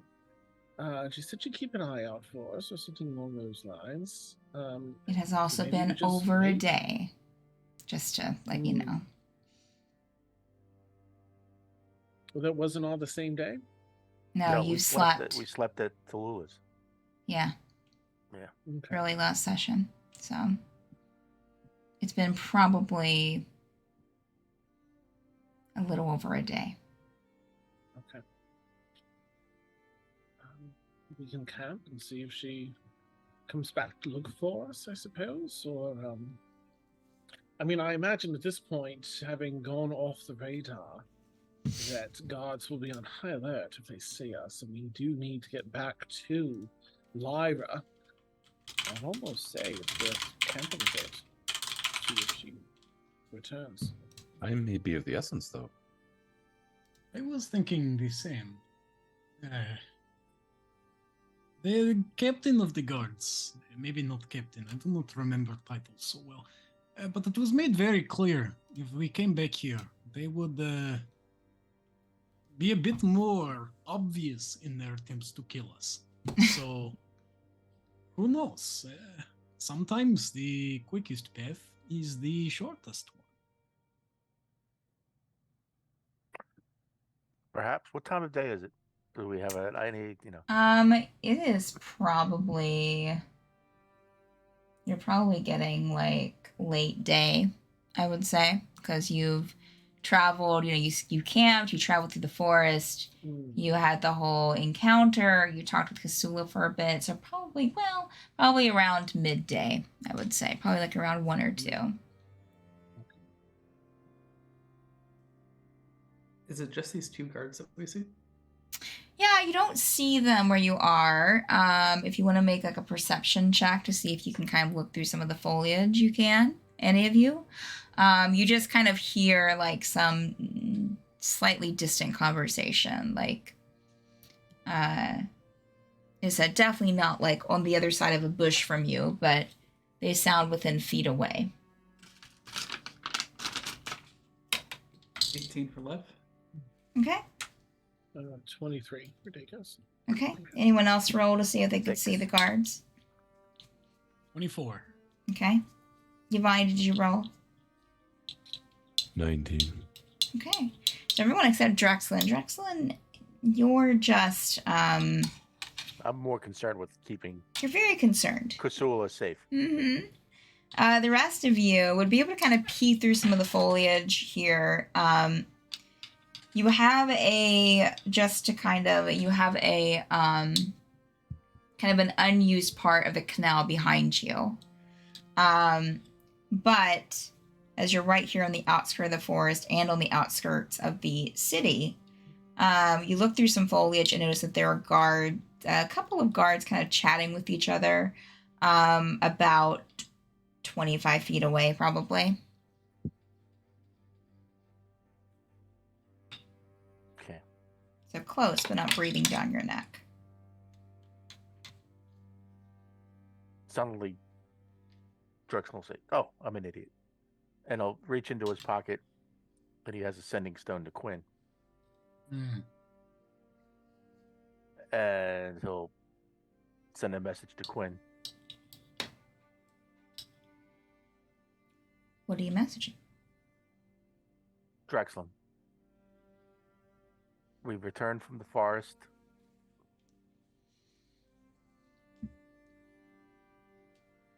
Need Sitar to help us get back in the city. Can you get word to her? Be prepared. You may have to come to the city. Mm-hmm. Ooh. Sorry, no, I'm just trying to think.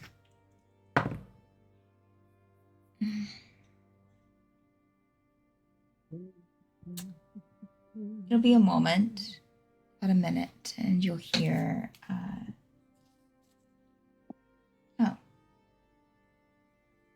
I can have my mage get word. Did you ask him? Did you tell him where you were, Drexlin? No, Okay. but Sitara would know where we're at. We're out of the woods, he said, so. Yeah. Vague.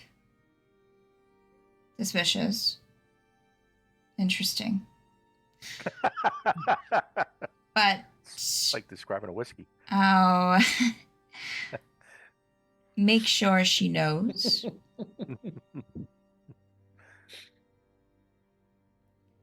There's been rumblings.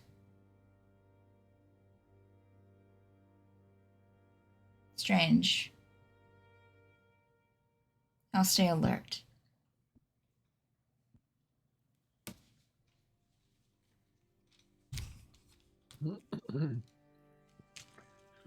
I let Quinn know to get word to Sitara. I guess maybe we just sit tight for a bit. See if that had any effect. Oh, wonderful idea.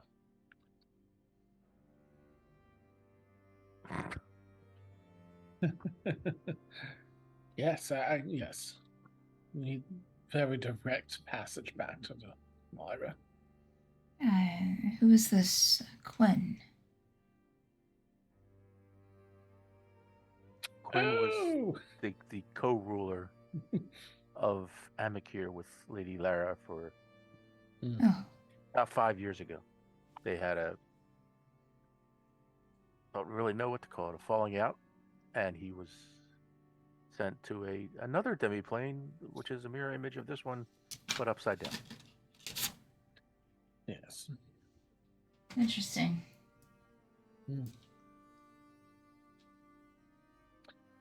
That makes me think, Milady, have you ever heard? There's another thing, another item we're looking for while we're here. This all fell into our laps. This, terrible situation for everyone. But we're actually here looking for a ledger of names, a Dragonborn ledger. Are you familiar with such an artifact, a relic? And I'll describe it as best I know, or just pass her over to Drexlin. No, I don't know this book that you speak of. There we go. Lyra was always into books as a child. So are we staying here? For not long. It shouldn't take if they do get the message, it wouldn't take long for them to get here. And it seems you've picked up that the guards Are not to be trusted. Right. I don't know if they're the same guards as when I was here, but I know the one that injured me earlier when I was in a desperate attempt to try and come out to find Nethera. I didn't care if it hurt me then. I just was wanting to see her. But I didn't recognize the guard. I don't know if they're the same or if they're different. I don't guess it really matters.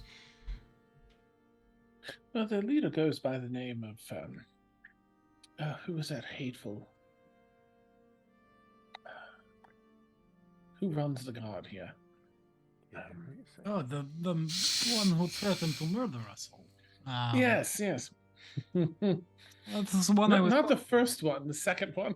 Right, the one who only Zagnar. threatened but did not attempt. Yes. Yes, Zagnar. Oh. Is that name familiar? No, it's not.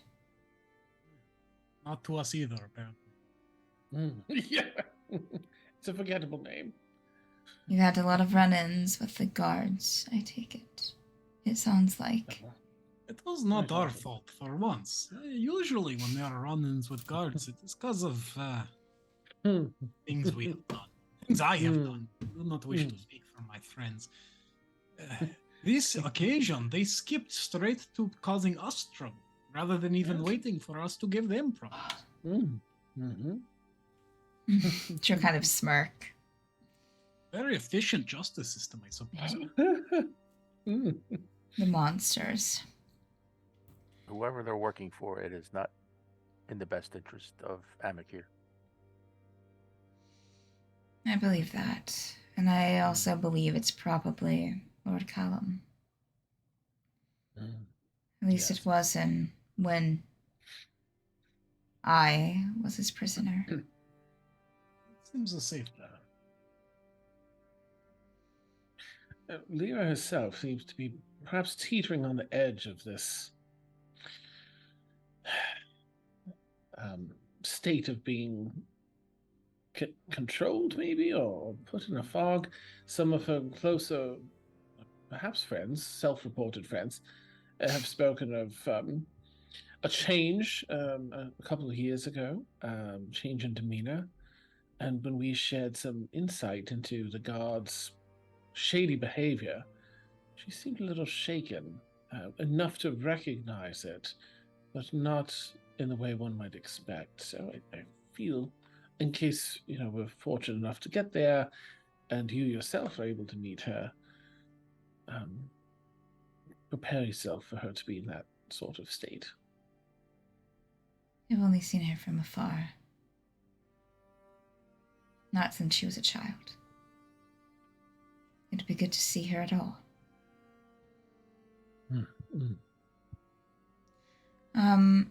Yeah, I would say love. It'll probably be like a short rest is an hour. Mm-hmm. Yeah, you'll definitely be able to take a short rest here. So, because it would take her a bit to get here. Right. So yeah, we'll say about an hour in, a little over. Unless there's anything else anyone wants to do before. Psst. Hey. And if you look at Satara hiding in a bush. Oh, hello. Don't wait. You realize there are guards like 20 feet from you, right? And you're just sitting here? Yes. Come on. Follow me. And she'll kind of stop and look at Kasula. Oh.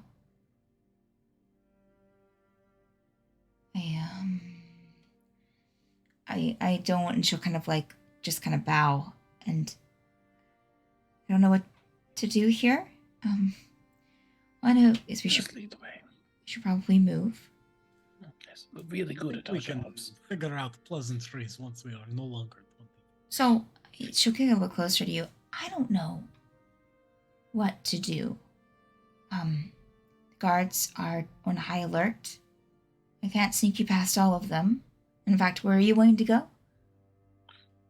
Back to Lyra. Oh. Are you planning to fight your way through some guards then? If we have to. Perhaps a distraction. I don't have any distractions for you. If you have ideas, please.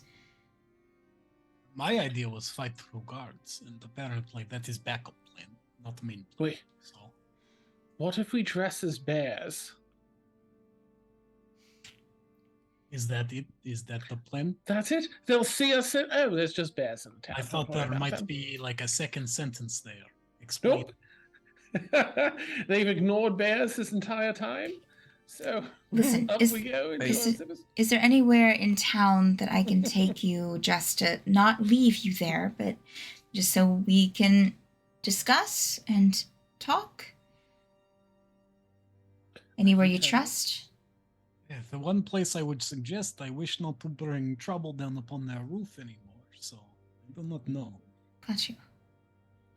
If we need to fight, can you take us on a path that brings us across the fewest guards, or places where if we nullify the guard threat, it won't be the people tripping over them in the next minute or so.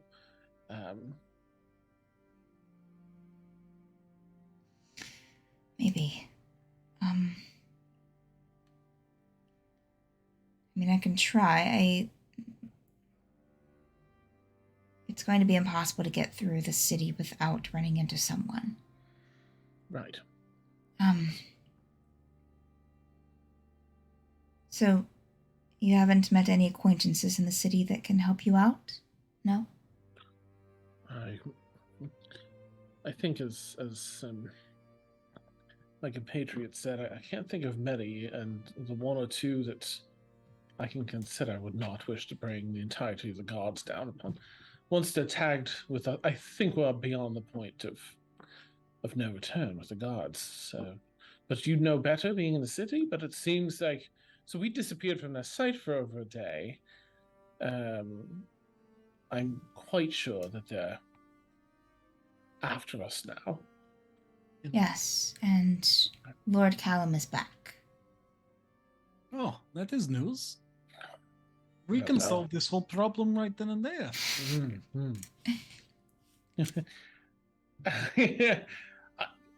If Lord Callum is the Callum I'm thinking of, is perhaps, but quite strong, And just as before.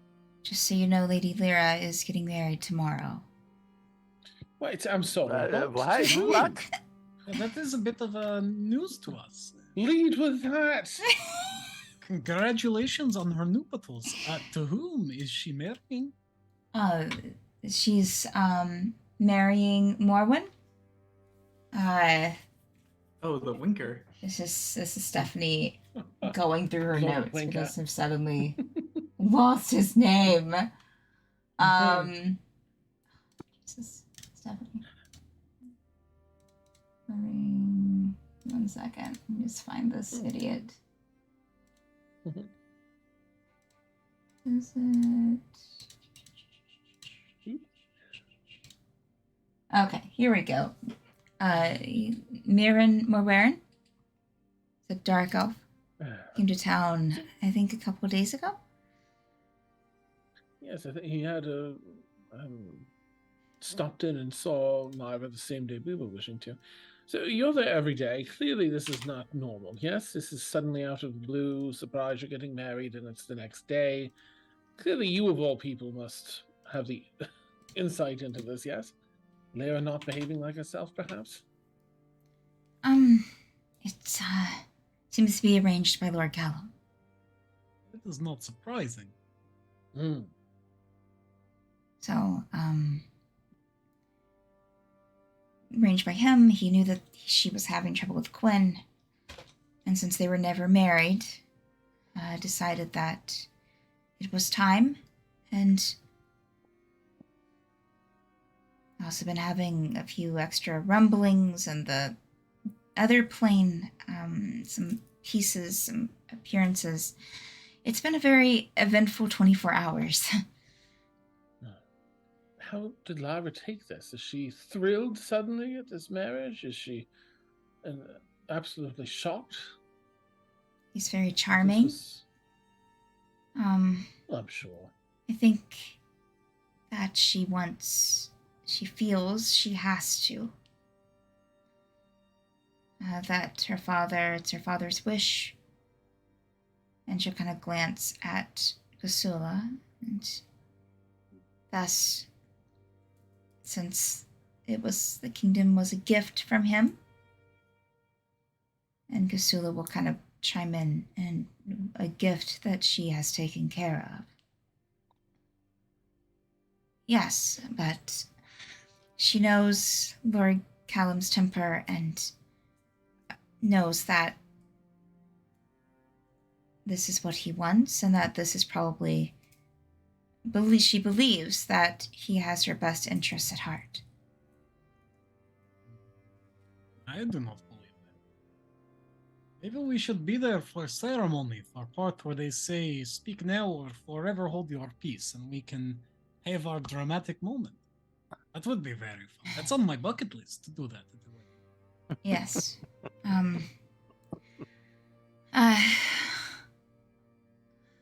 So, I can either take you to one of the lesser known inns if you want to discuss a bit, or we can move, but I will tell you that you will be running into guards at some point, and honestly, I would almost have to, and I apologize, have to mark your map and leave if that was the case, because I don't want to be caught and imprisoned when Lady Lyra needs me the most. It's very understandable. In fact, It's apology. I might just have to, and even if you go to an inn or something, or to a tavern, I'll probably still just take you there and show you a good way to get to the estate. One that you'll still have to run into people, but it will be less, I think. It sounds like we'll run into people either way, and Lord Callum's not wasting a minute, not a minute, with this news. I fear that, my friends, perhaps we should make haste. I am just simply astonished he has managed to plan wedding this quickly. It's not small affair. The logistics, yes, it's incredible. With the shortage of food, can you mark a few routes in case we encounter too much? We fight someone we need to. Yes. I don't want a linear path. Sure. Perfect. Yeah. Use this page, please. She'll quickly like put it on the ground and just start marking 3 different paths for you. Unfortunately, I don't have those marked for you on a map to share with you. But she'll mark you 3 different maps. I'll say, give me 1 second. I'll say one will.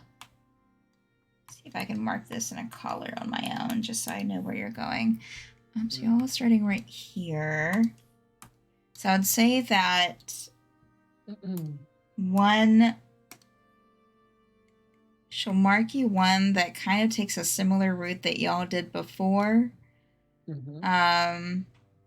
Trying to keep you off of, and you'll notice when you get the map back, but it seems like she's trying to keep you off of the canal system. And just running over, over the bridges to the estate.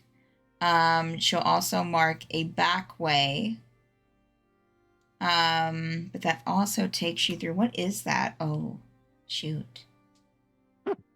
It would be taking you directly behind the military quarters in the northern part of the city. Yeah, that wouldn't. But she does give the kind of explanation that it might not be that busy there. Like everyone might be like at the estate.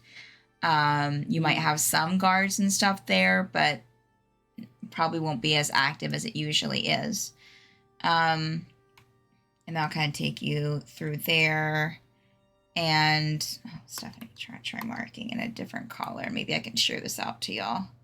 It's very rudimentary, but here we are. And then this other one.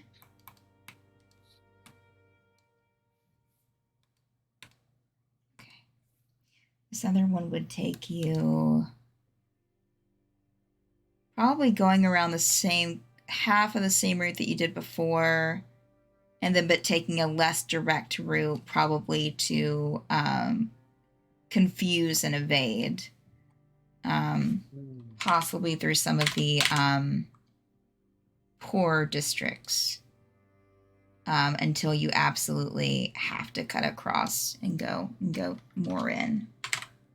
And let me actually just screenshot this for you and share it with you in the thing. It's not really going to make a difference really, but just so y'all can see and get an idea here.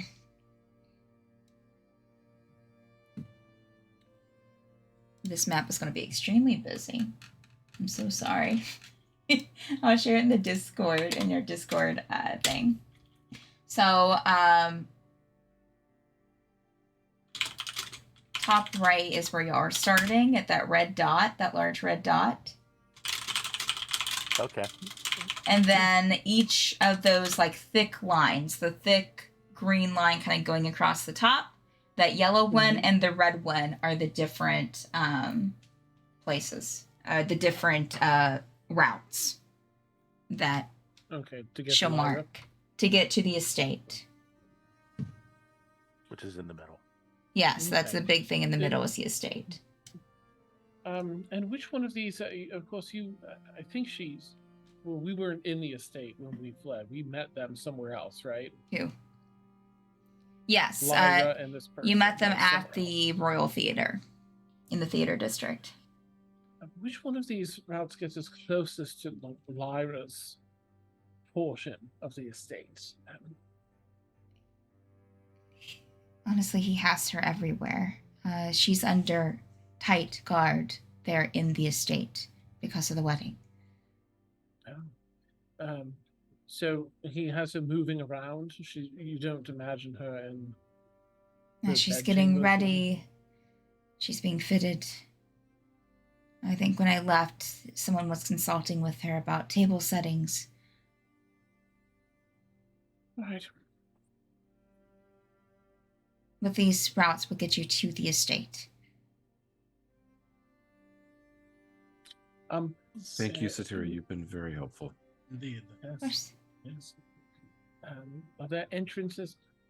Will we just be looking at the wall of the estate? Like, how do we get in? We'll have to figure that out just to prepare. Or do these get us like inside of this? No. Inside? I don't know of any secret passages into the estate. One thing at a time, Dakos. And We've yeah, got to but survive just- to get to the walls. Yes. Yes. I.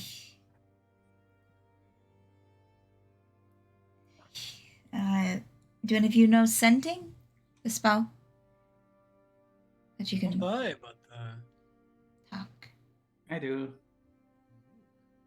Okay. Feel free to, if you need to, reach out. I can try to respond.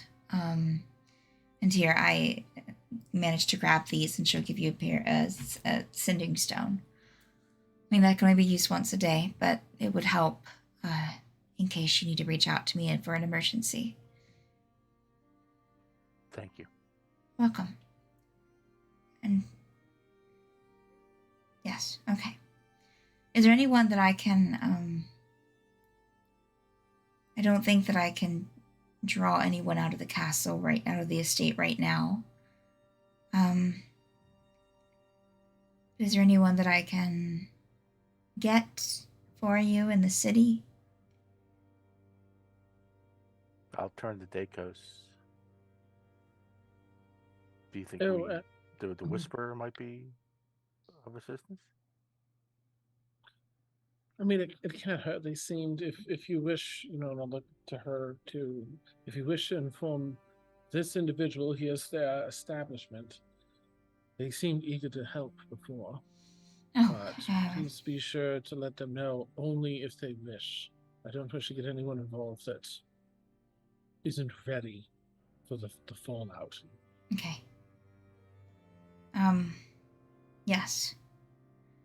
I have heard of the Whisper before. I'll try to, I'll go here and try to get a hold of them and maybe see if they can meet you near the estate. would be very useful. And Maybe ally. perhaps our ferry person as well, in case we need to make a quick escape. Also would be very useful. Okay. Right. Yes. I'll try to have someone around. I know that they're clearing off some parts of the canal around the estate, but they have to keep some areas open. So I'll try to see if I can clear someone to help ferry. Yes. Okay. Anything else that I can do before I leave? Been quite helpful. Thank you for risking so much for us. Of course. Myra. Of course. I'm gonna head back, and if just good luck, and I'll try to get your friend to meet you at the estate. Excellent. Okay. So she will kind of duck back into the bushes and leave you be. Drexlen's going to take a quick moment to open up his journal and give a quick summary of what's gone in the past day and a half. Quick Mhm. summary. Nice. Quick summary, and also of where we're at, and that Lady Kasula is alive, was being held in the forest, Mhm. and that rotten things are afoot here at in Namek here. Imminent Mhm. wedding of Lady Yep. Lara. So what's their name? Any guidance would be in bold capital letters greatly appreciated. Okay. Oh, see if they can send us anything in that bag that can help us with a quick escape. They've been so yeah. I'll write that down in the journal. Okay. Can you fit an army in that bag? Okay. Or 2 red dragons, I guess. I don't know. Do you close the journal right after you're done, Drexel? They can reply in the journal, can't they? Yes. I'll give it, a little bit of time, a half hour maybe. Oh, Jesus. Well, We're on a different demi plane. It could be 2 in the morning. at the other Everyone place. sits there as Draxlin stares at the journal for a half hour. We'll say within a couple of minutes they'll write back. I'll see what I can do.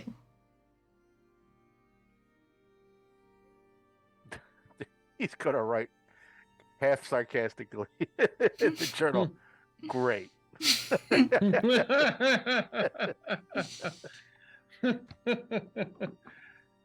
So I suppose we must choose a path then. We should probably avoid the military base one. Mhm. I mean, even if it's not as busy, it makes me nervous. The arms at the ready there.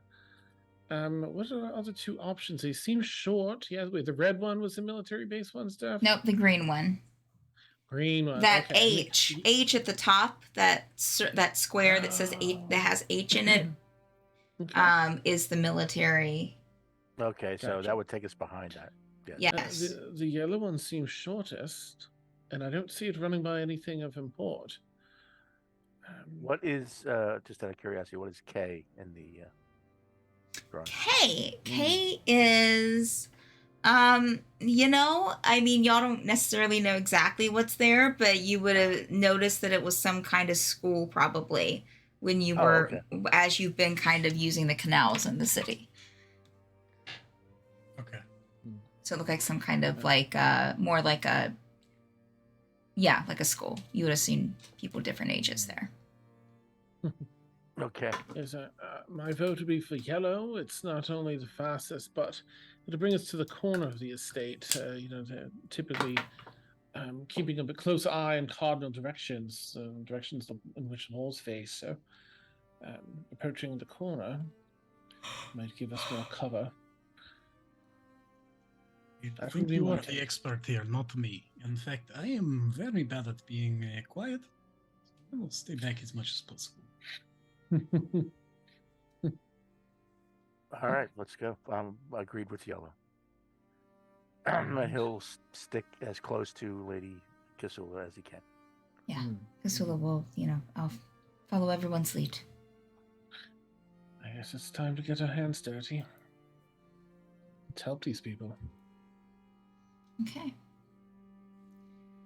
And also the animals would have been definitely like when Kisula would have let them know about what they were doing, they would have tried to probably, the bear who put the spit into the dirt would probably try to write out like thank you to all of you. So definitely seem I'll spit in the ground and write it back.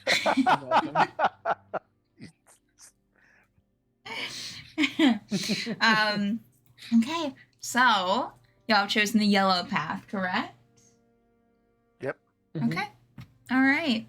So, and y'all are trying to go as stealthy as possible, correct? Let me get one of my windows open here and have Kisula's stats pulled up.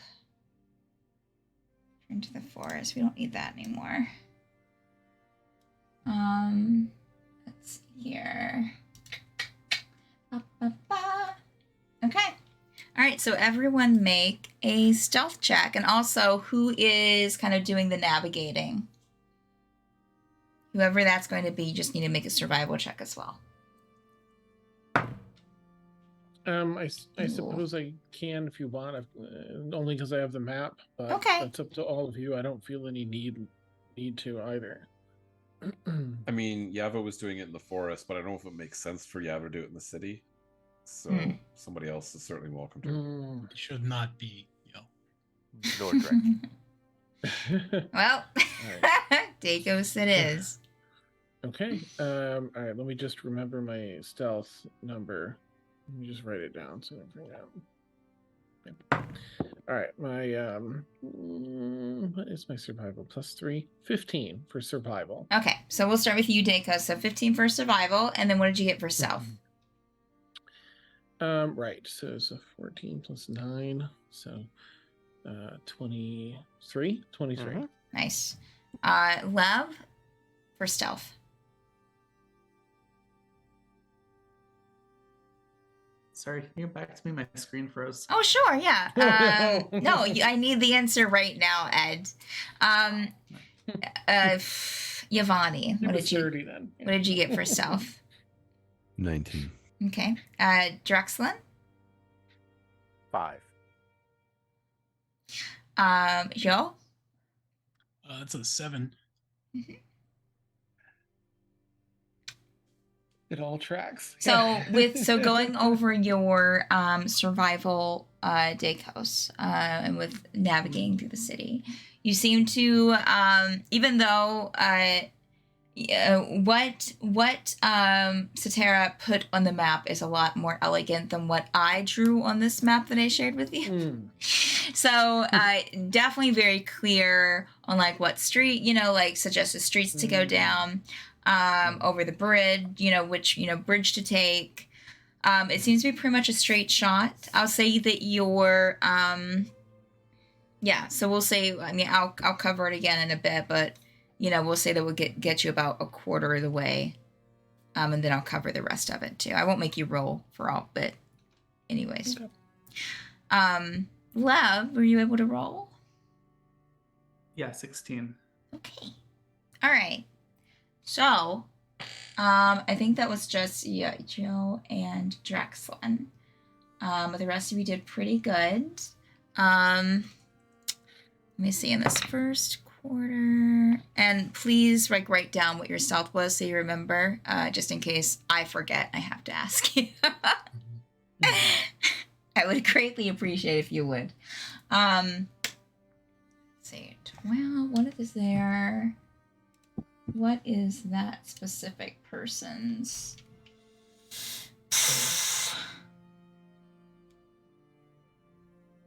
What is perception? Is perception wisdom? Or intelligence? Wisdom, right? It's wisdom. Perception Okay. is wisdom. Thank you. Otherwise, I would be quite bad at it. Okay. All right. So I'm going to say that y'all are able to travel about halfway. Dacos, again, is doing a great job navigating. You get through the first quarter of the trip. You're able to, all of you are doing okay. Drexlin and Joe seem to be having a rough time. But the rest of you rolled well enough that it kind of equalized that out. Kasula did okay. She seems to be kind of almost relying on some like almost like muscle memory, of trying to but making missteps here and there. However, when you get about like when I will say like when you're crossing over the bridge, which probably makes the most sense,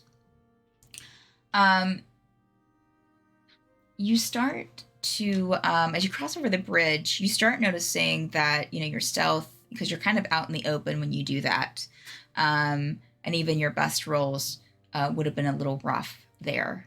But you're, a couple of you are able to kind of like hunker down behind the wall for the bridge. But then with Gio and Drexlin, you don't quite hunker down far enough, which probably makes sense with your sizes as well. Yeah, we don't hunker up. So, Dacos being in the lead, I'd say that you start to see like an eye or two on you, not from guards, but from townspeople. And as you step on the other side of the bridge and you're trying to like duck down a suggested alley, one of the townspeople, like with a cart, almost puts it in your way and just looks at you and looks over their shoulder at another townsperson who's like, "Hey, we got some over here." Lev points at both of them. Yeah. And says, "Move along." Okay. Are you casting command? He's not casting anything. No. Oh, okay. Wow. I'm pulling the power move. Look, the DC is going to be high, Love, but please roll persuasion check, please. He'll ready magic missile though. Okay. Oh no! Careful! I'll try Careful. and amp up. I don't know if I can give him any advantage or anything. I'm gonna be like, "Oh." I mean, Like, if they I'm don't do waiting. it, that's gonna hurt I'm him. going to do something. Yeah, go ahead. You can do it with advantage. Love.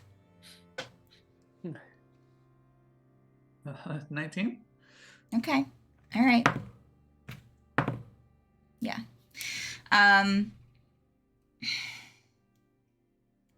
The one that's blocking your way with the cart will say, oh, it's not worth this. And will kind of move the cart out of the way, but still kind of give you, like, the entire group kind of this evil eye. You'll hear some other footsteps, like the other person was kind of standing off a bit. But you will start to hear some heavier footsteps coming around the corner towards you. And here, stop Let's right keep there. Moving. Let's keep moving. Keep moving. Down the alley. Okay, all right. I think we have been seen.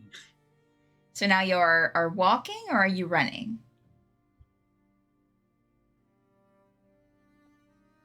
You would have heard a stop right there before you started doing what you're doing. I'm walking for now. That's just me. If anyone else starts running, I'll run with them. Okay. I'm just walking. I'll turn to see a quick glance. How many guards?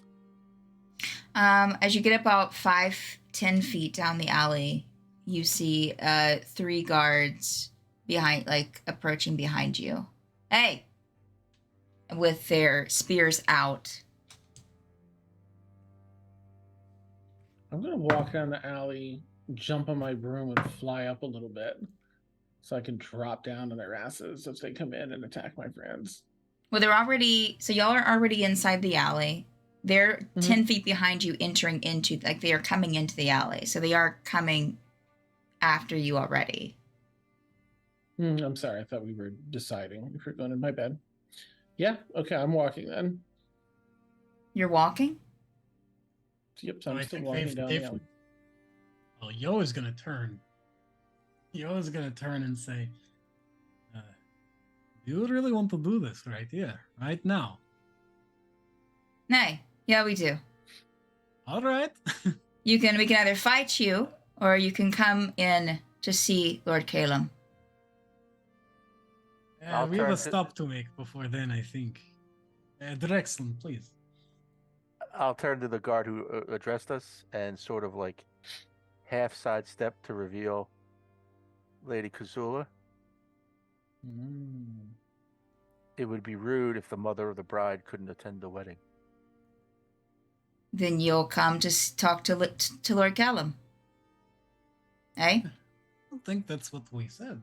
Drexel, is that what you said? Basically. I don't think the guards were invited to come with us, were they? Yeah.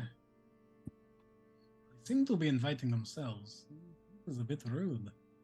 You hear footsteps approach from the other end of the alley while you're having this conversation. Just follow us. We're heading for the estate. And we can escort you. Escort or be led. Your choice. It's your choice on how you see it, I guess. We're going to the estate. In between the 6 of us, yes. Or if you choose to fight, we can fight you right here. Why would we fight? Because they are going to try to murder us and bring us to someone who will be very efficient at doing that. Lord Callum, before we have a chance to reunite these 2 wonderful ladies with one another. I think if we go into custody here, this woman will never see her daughter.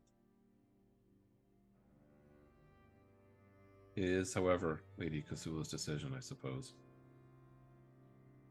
Lady Emakir, we don't particularly trust the guards, but we need to keep you safe. What would you like to do here? I'll leave it mostly up to you, but they said that they would take us to Lord Callum inside the estate.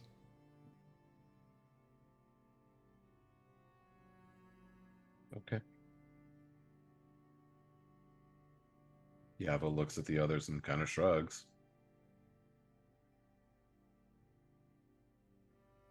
Well then.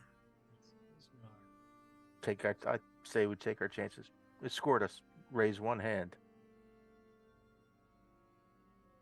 and I'll deal with you like I dealt with. Hold on, let me get her name.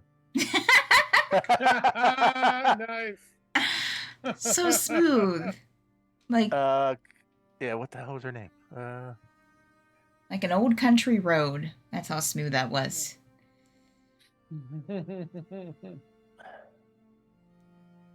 All right, help me out. Oh, Corella. Oh yeah. Okay. Yeah.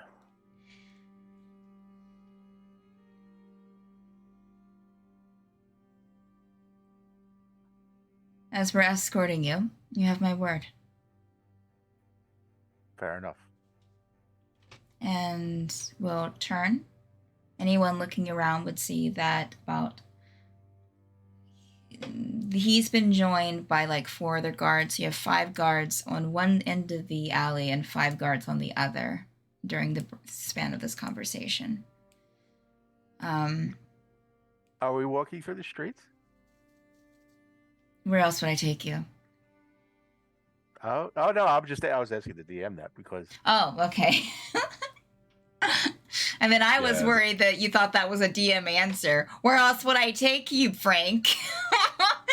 Well, because there's a reason.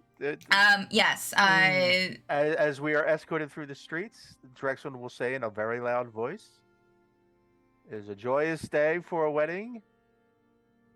And on this great event, we are escorting the found Lady Kusula, long lost but now found, back to the estate. So everyone within earshot of us knows that we are with Lady Kusula. Trying to gather attention. Everyone I'll make assist to that. Yeah. okay. Everyone make perception checks, please. And I'll go around and get what you have. What did you roll, Yvonne? 22. And Drexlon? 19. And Dakos? 12. And Joe? 21. And Love? 9 this time. Oh.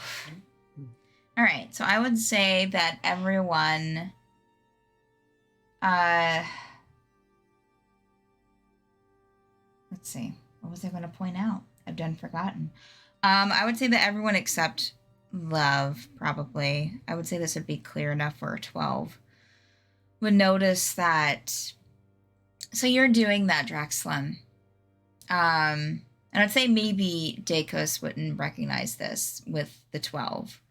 But you'll see something else in a little bit. So Drexlin, Yvonne, and Joe would notice that as Drexlin is saying this, you look around at the townsfolk, and you're passing a lot of them.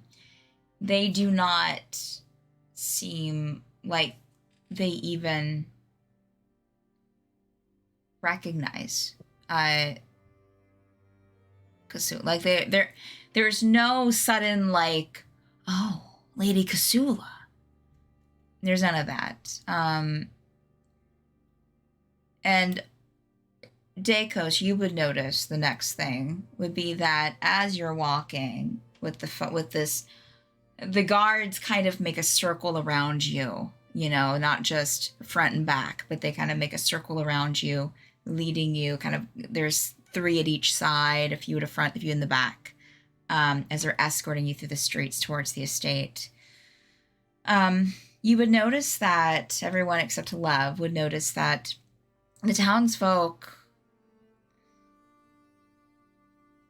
almost are looking at you in a bit of disgust.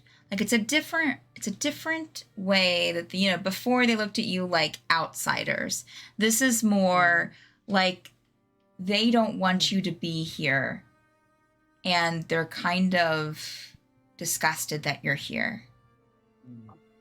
Okay. And in fact, you'll kind of notice that there's just people in weird places. And I'm going to say this in that, like, when you start crossing one of the bridges, there's a person with a huge cart on either side, just kind of standing there. And I would say that Draxlin, Joe, and Yevani, Yevlin, and Yevani. I wanted to like mix Yevani's name with like 5 other names. Yevani, Draxlin, and Joe would notice that you might even see more weapons on people, on the townsfolk, than you did before. Like, not that they have them out, like, ready to go, but, like, they have, like, a sword on them, and you just don't remember, you didn't really see that before. You don't see any, like, heavy artillery, like, great swords or anything, but it's just, like, almost like, you know, weapons that regular people would use to defend themselves, daggers, but you don't remember seeing that before. I'm gonna say to the guard, is this some sort of trap? Are you just bringing us to the king, knowing we're likely going to be executed? Lord Callum would want to talk to you. That's why we're bringing you to Lord Callum. Yes, but talk to us, or are we... You know better than us. Are you leading us there and we're likely going to be killed? You are visitors to our plane. You're new. He just wants to discuss your newness. Is he lying? Yeah. I'll message you. Yeah. I was like, I wonder if he forgot that you can tell when people are lying. Because you didn't ask at all with Kasula. Yeah, I didn't. I guess I should have. She's leading us right into the trap. It was Lord Callum all along.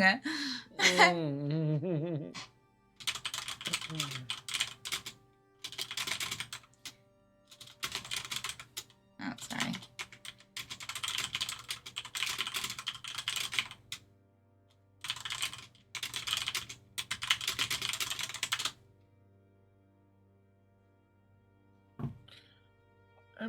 Lady Kasula, you a little tidbit I haven't shared. You see, I can tell when people are lying. It's a gift, like an actual gift.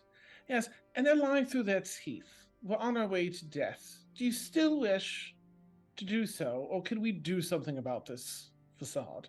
The charade, rather. I don't... Are you willing to fight them? Well, either we get murdered by them, when there's many more, or we fight our way out, yes. I just say, I don't care the guards here. It's not my decision. It is yours.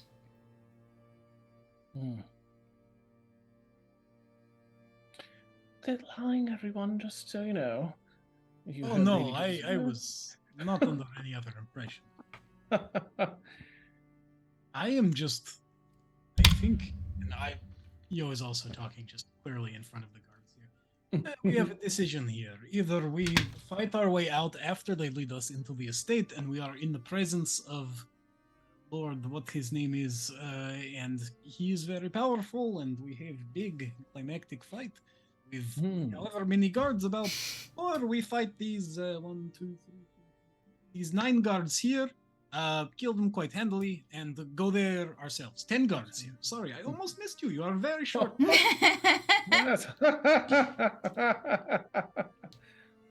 So it is one or the other.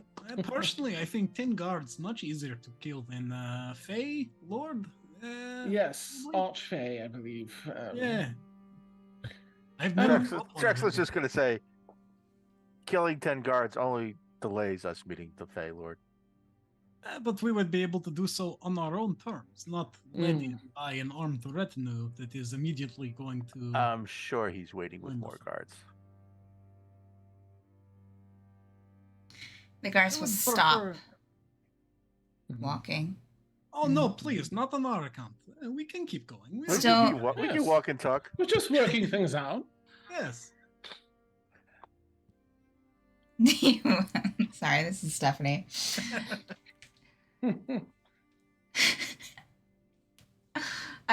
This campaign has made me realize I would not be a good teacher because I can't stand people back. I can't stand it, but it's just like I can't help it loud. People back talking me. So the guard will just kind of like look at all of you. Do you want to continue? That's what we're discussing. I mean, Yes. either way, Yes. we're going towards where we're walking. So why don't we keep doing that? Right. Let's continue, please. Kind of look at the other guards and continue their walking. We just really appreciate that you're not the guards that tried to kill us in our sleep yet. You know, so Yes. you seem like you're better than the other Give guards. us time. We keep rattling off like this. Maybe I will. Oh, and I wasn't being facetious. The other guards did try and kill us in our sleep. Yes. They probably heard you talk like this. No, this was them. Everyone's, yeah. Being honest, we had not had chance to be this disrespectful yet. Yes. We were guilty of buying people drinks and sharing fun tales at the tavern. That's anyway. Listen, what We were is your guilty name? of being new. But I'm sure Lord Callum will embrace our newness. That's everyone else here has. Look around at like the citizen shit, giving us shit eyes. Yeah, yeah, they still are. Name's Stuart. Yeah, Stuart. It was a pleasure to meet you, sort of. I wish it was under better circumstances. You know this Lord Callum who you work for. How well? Very well, not at all. Just a name. You can say very well, yes. Okay, so you are aware of what he is? Lord Callum is Lord Callum. I am aware that he is Lord Callum. You know, listen, either you are going to kill us or we are going to fight you. Either way, it is no use being facetious with each other. We may as well talk openly, right? I'm not being facetious. Then you don't know.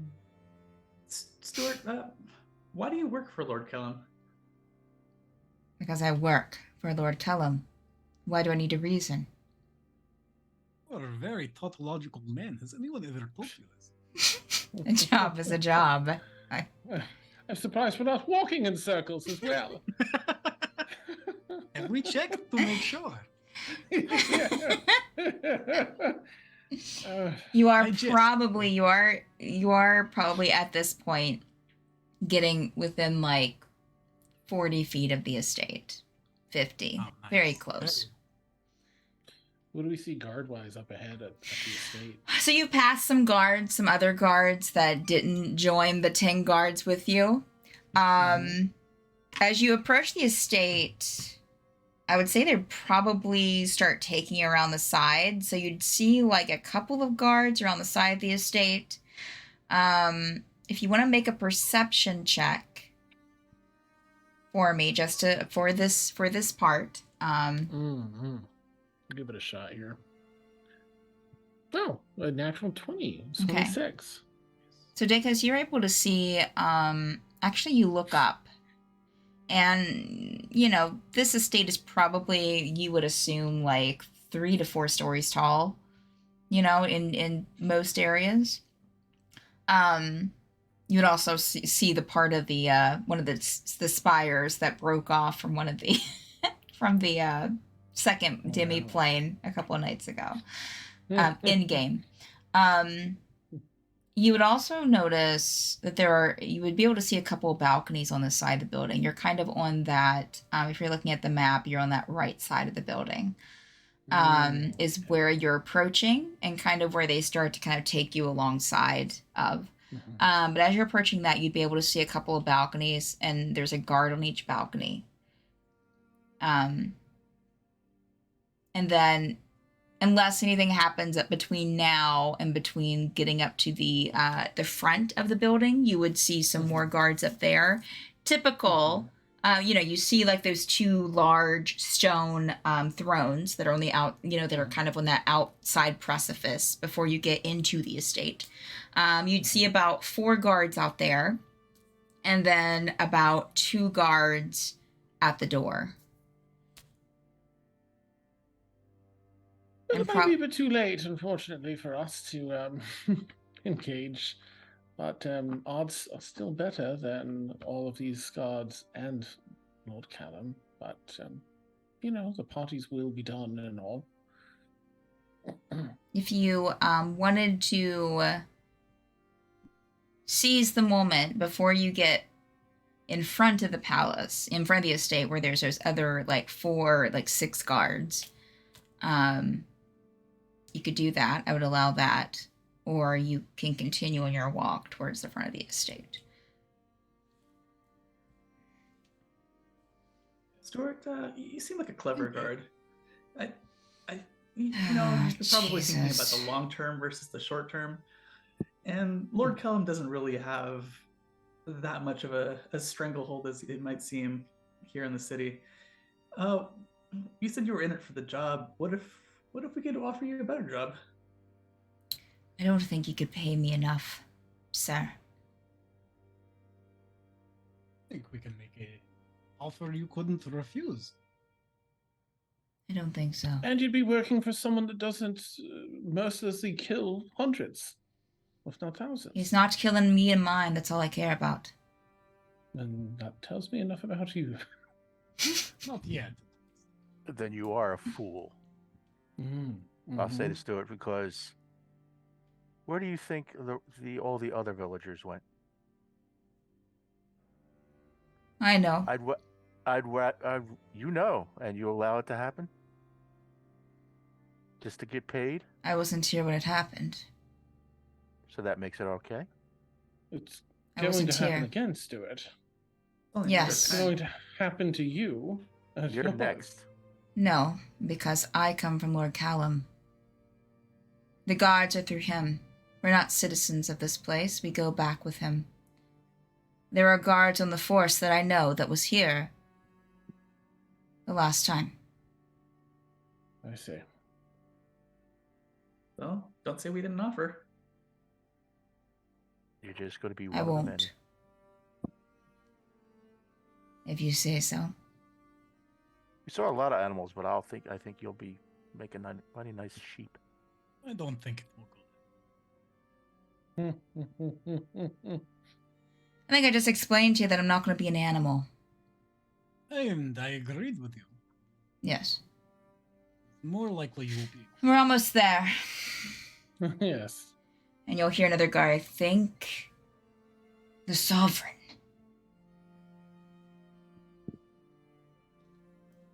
And as the guards, unless you want to do anything.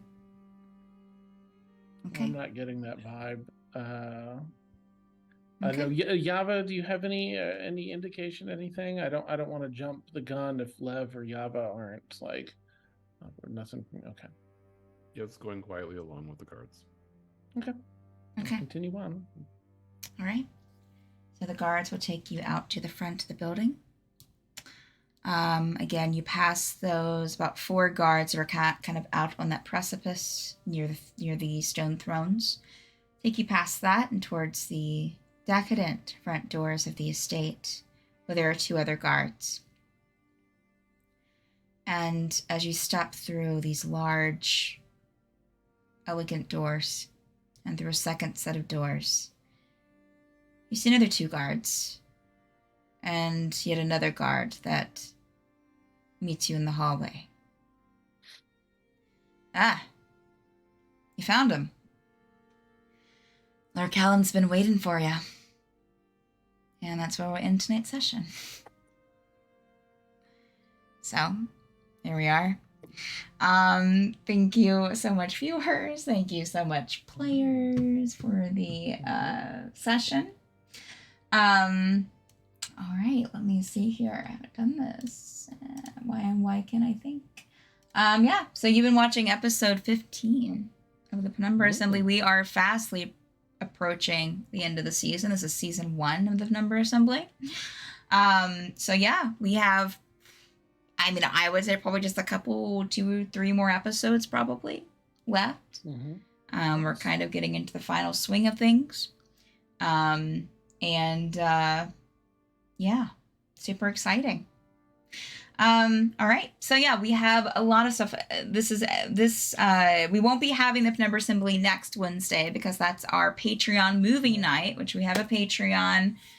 Check out that if you want to. A great way to support us. But every month for the $20 and up tier, we have a Patreon movie night. And next week we're having one. And that's going to be a double feature of Hocus Pocus. We'll be watching Hocus Pocus 1 and then Hocus Pocus 2. Nice. Hide your children. And yeah, super exciting. Let me throw up I was going to check and make sure that I had the right schedule. So, yep, nope, not the right schedule. That's cool. So, let's see. Saturday we have, okay, so Thursday tomorrow, we should be having Paint by Minis at 4 p.m. Eastern Time. A few of our other programs here are on hiatus for right now. Saturday we'll be having an Extremis. It's our next D&D stream at 10 p.m. Eastern Time. And I believe we should be having Obsidian Scar on Sunday at 10 p.m. Eastern Time. We have 2 more campaigns coming up. One on Tuesdays that will be starting up here in just like a month or a month and a half or whatever. Very soon. Yeah. And another one starting at the beginning of the year. So I'm super excited about that. So let me throw that down. And yeah, Dan, do you have someone to raid over to, or need me to find someone? We've got our friends at Blackwater. If you that sounds great. D&D. Yeah, let's go over there. Thank y'all so much again, viewers, and so happy to have you. And we'll see you next time for episode 16. All right. I don't have the Hopefully chat there'll up. be a So 17. oh, maybe there'll be a 17. We'll see. And thank you so much for we had a raid, so thank you so much for that as well. We appreciate y'all so much. All right, give them a call in the chat, and we'll see y'all next time. Bye. No, brother.